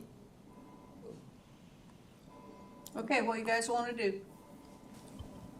Madam Mayor, I'd like to move it up to 2 million. I agree with Mr. Graham. I think it's a different pot of money we're talking about here, where it's, again, federal dollars are gonna be coming down the line, and if we don't have something for every type of pot of money for the most part, you know, we wanna at least be able to be grabbing something if we can, so I'm up for 2 million. Does anybody object? Are you? Sorry, I object to Okay, the 2 Kathy million objects. number. Anybody else? Mr. Schmidt? Yeah, I agree. Be a better number. What's that? I think you said 2. He agrees. Take a roll call. Okay. So we keep it in. All right, line 92. I'd just like an explanation of what external infrastructure we're talking about here. That's, That's a term that could go a lot of different ways. I can't answer that, and the reason Scott's not here is because he had surgery, so. That had to do with the, pedestrian safety, so more lighting. And he kind of specified here, additional lighting in the parking lot, alternative energy sources for increased redundancy of available or affordable power.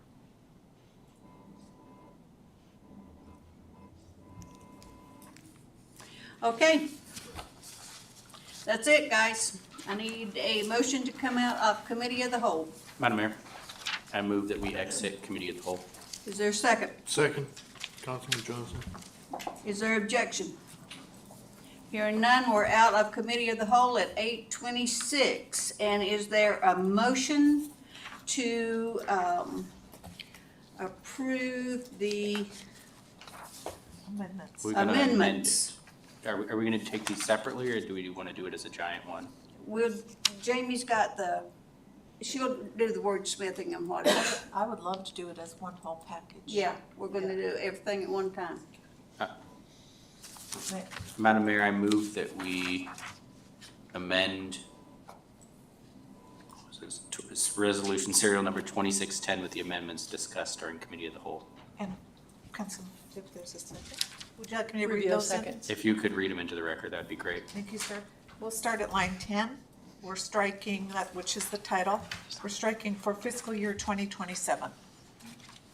Down line 26, we're striking for the calendar year 2026. Line 29, we're striking the word maintain and we're inserting opposed changes to. Line 41 through 43, we're striking in its entirety. Line 44 through 46, striking in its entirety. Line 47, we are adding at the end of the sentence that include the city of Wasilla. Line 48, we're striking response and inserting communication. We are striking lines 50 through 52 in their entirety. And we are on line 89, striking 250,000 and inserting 2 million. I believe that is it. So moved. Is there opposition to the motion? Hearing none, the motion is approved. So now, we are going into executive session. Yeah. Communications, Mayor. Communications and then comments. Okay, Madam Clerk. Thank you, Madam Mayor. Items for presentation under communications this evening. Item number 2602, monthly financial reports for the period ending October 31st, 2025. Item number 2603, monthly financial reports for the period ending November 30th, 2025, and Airport Advisory Commission meeting minutes, November 2025. Okay, we are on to audience comments, which is a time for members of the public to share their views with the council. This is not a question and answer period or a time for dialogue. Speakers may be referred to administration, or issues raised may be taken under advisement by the council or administration. Is there anyone in the audience that would like to come forward and testify? Seeing nobody, I will close the audience comments, bring you back to the dais. Madam Clerk. Thank you, Madam Mayor. Council members, did you have an opportunity to read the clerk report? I did have a couple of special meeting requests in relation to certifying the results of our October 6th election, and then if we end up in a mayoral runoff election, a special meeting to certify those results. Want me to read? I read it here. I'm trying to get it to load, so Oh. I could read it for you. Do you want me to make the motion now for you? That would be fabulous. Madam Mayor, I move to schedule a special meeting on October 14th at 6 p.m. to certify the results of the October 6th regular election. Do we want to schedule the other one now? And to schedule a special meeting on November 16th at 6 p.m. to certify the results of the November 10th mayoral runoff election if a runoff election is required. Is there a second? Graham seconds. It has been moved by Councilmember Crafton and seconded by Councilmember Graham to approve the special meetings of October 14th and November 16th. Is there objection to the motion, or is there discussion? Hearing none, is there objection to the motion? The motion is approved. Okay, anything else?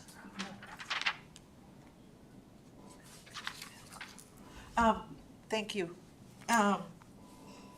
We have an amazing deputy clerk. Yeah. And so she just made a comment that technically the vote on 2610 as amended did not happen, but I'm gonna take it that the amendment was deemed motion on the main. The amendments were deemed motion on the main, deemed final on the main motion and allowed to stand, no objection was raised, so. Thank And then you. we'll see you here day after tomorrow, special meeting. Okay, Mr. Attorney, Well, it's a pleasure being here.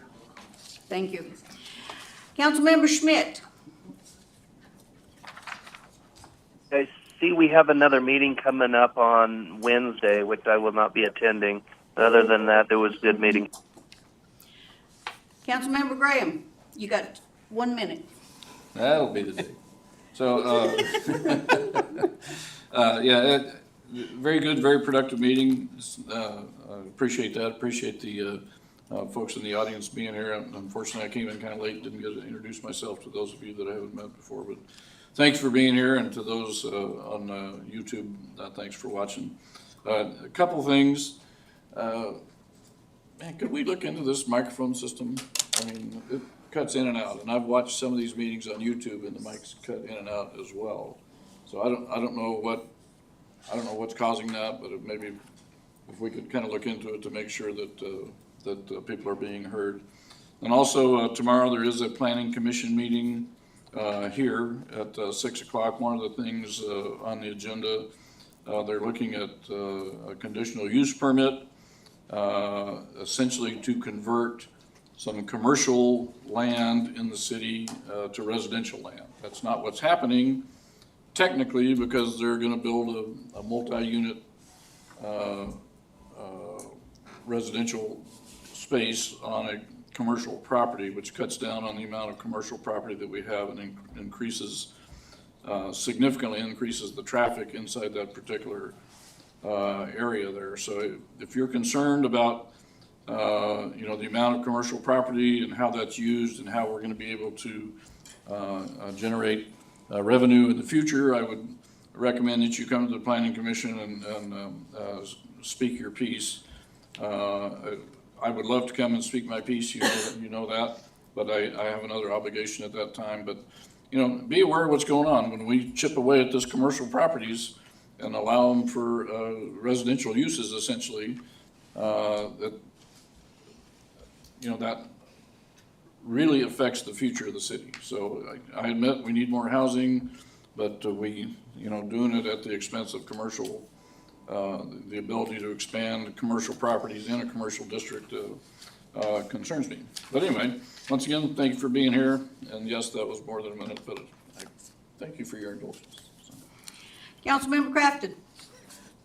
Thank you, Mayor. I'll keep it super short, just really good meeting. Thanks all for hanging out. I know it's a lengthier meeting tonight, but I appreciate the discussion, and administration really appreciate all the work you guys put in and all the information you get. I will say, I know transparency has probably been the most popular word tonight, and I would say it's definitely something that I feel like is happening. I feel like, especially some of these staff reports have been very good here lately. I know sometimes we ask questions, but it's just to make sure that what I'm reading is what I'm actually reading, and I don't feel like I'm misinterpreting it incorrectly, because you could see we're wordsmithing up here super easily, so sometimes that's what it feels like. But I appreciate all of you, and I know we got executive session, so we'll chat later. Councilmember Rubio. I'm gonna keep it shorter. Great meeting tonight. Councilmember Cottle. Thank you, Madam Mayor. I want to thank the staff for being so great about answering all our questions and giving us information and sometimes teaching us as we go along the way here and clarifying things for us. And everybody in the audience that stayed awake tonight, you guys rocked. Thank you. Councilmember Johnson. Thank you, Madam Mayor, Council. It was good discussion. I really enjoyed the discussion pertaining to getting us up to speed, particularly on some of the financial things. Look forward to more discussions on many of the items that we discussed tonight. Thank you. Okay, and Madam Clerk, I need a motion to go into the executive session. Madam Mayor, Ms. Rubio. I move to enter executive session for matters which the immediate public knowledge of would clearly have an adverse effect upon the finances of the city. Matters which by law, municipal charter, or ordinance are required to be kept confidential. Matters involving consideration of city records that by law are not subject to public disclosure, and matters subject to attorney-client privileges. Specifically, the collective bargaining agreement between the City of Wasilla and the International Union of Operating Engineers Local 302.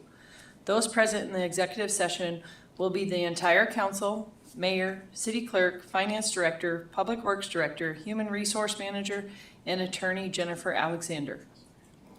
Is there a second? Madam Mayor, I'll second the motion. The motion has been made and seconded. And Madam Mayor, could we say the attorney Jennifer Alexander or her representative? It's just her. You'll be there, okay. And one other change, council, and I apologize, our finance director, interim finance director is not present. So did our finance consultant. Is finance consultant. Okay. The motion's been made and seconded. Is there any objection? Hearing none, we're in executive session at 8:36.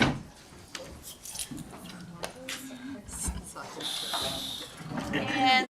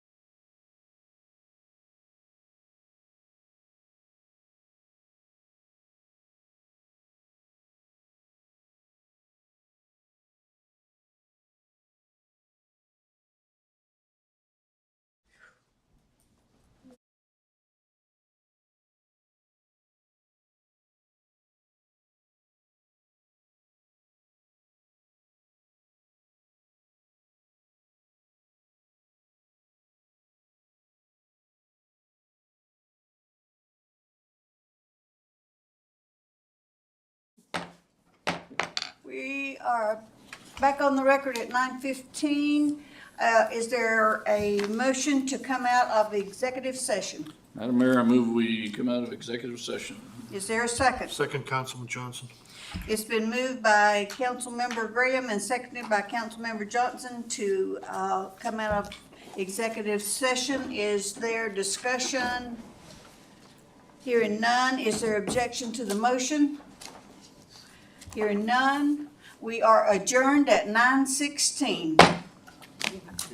Yay.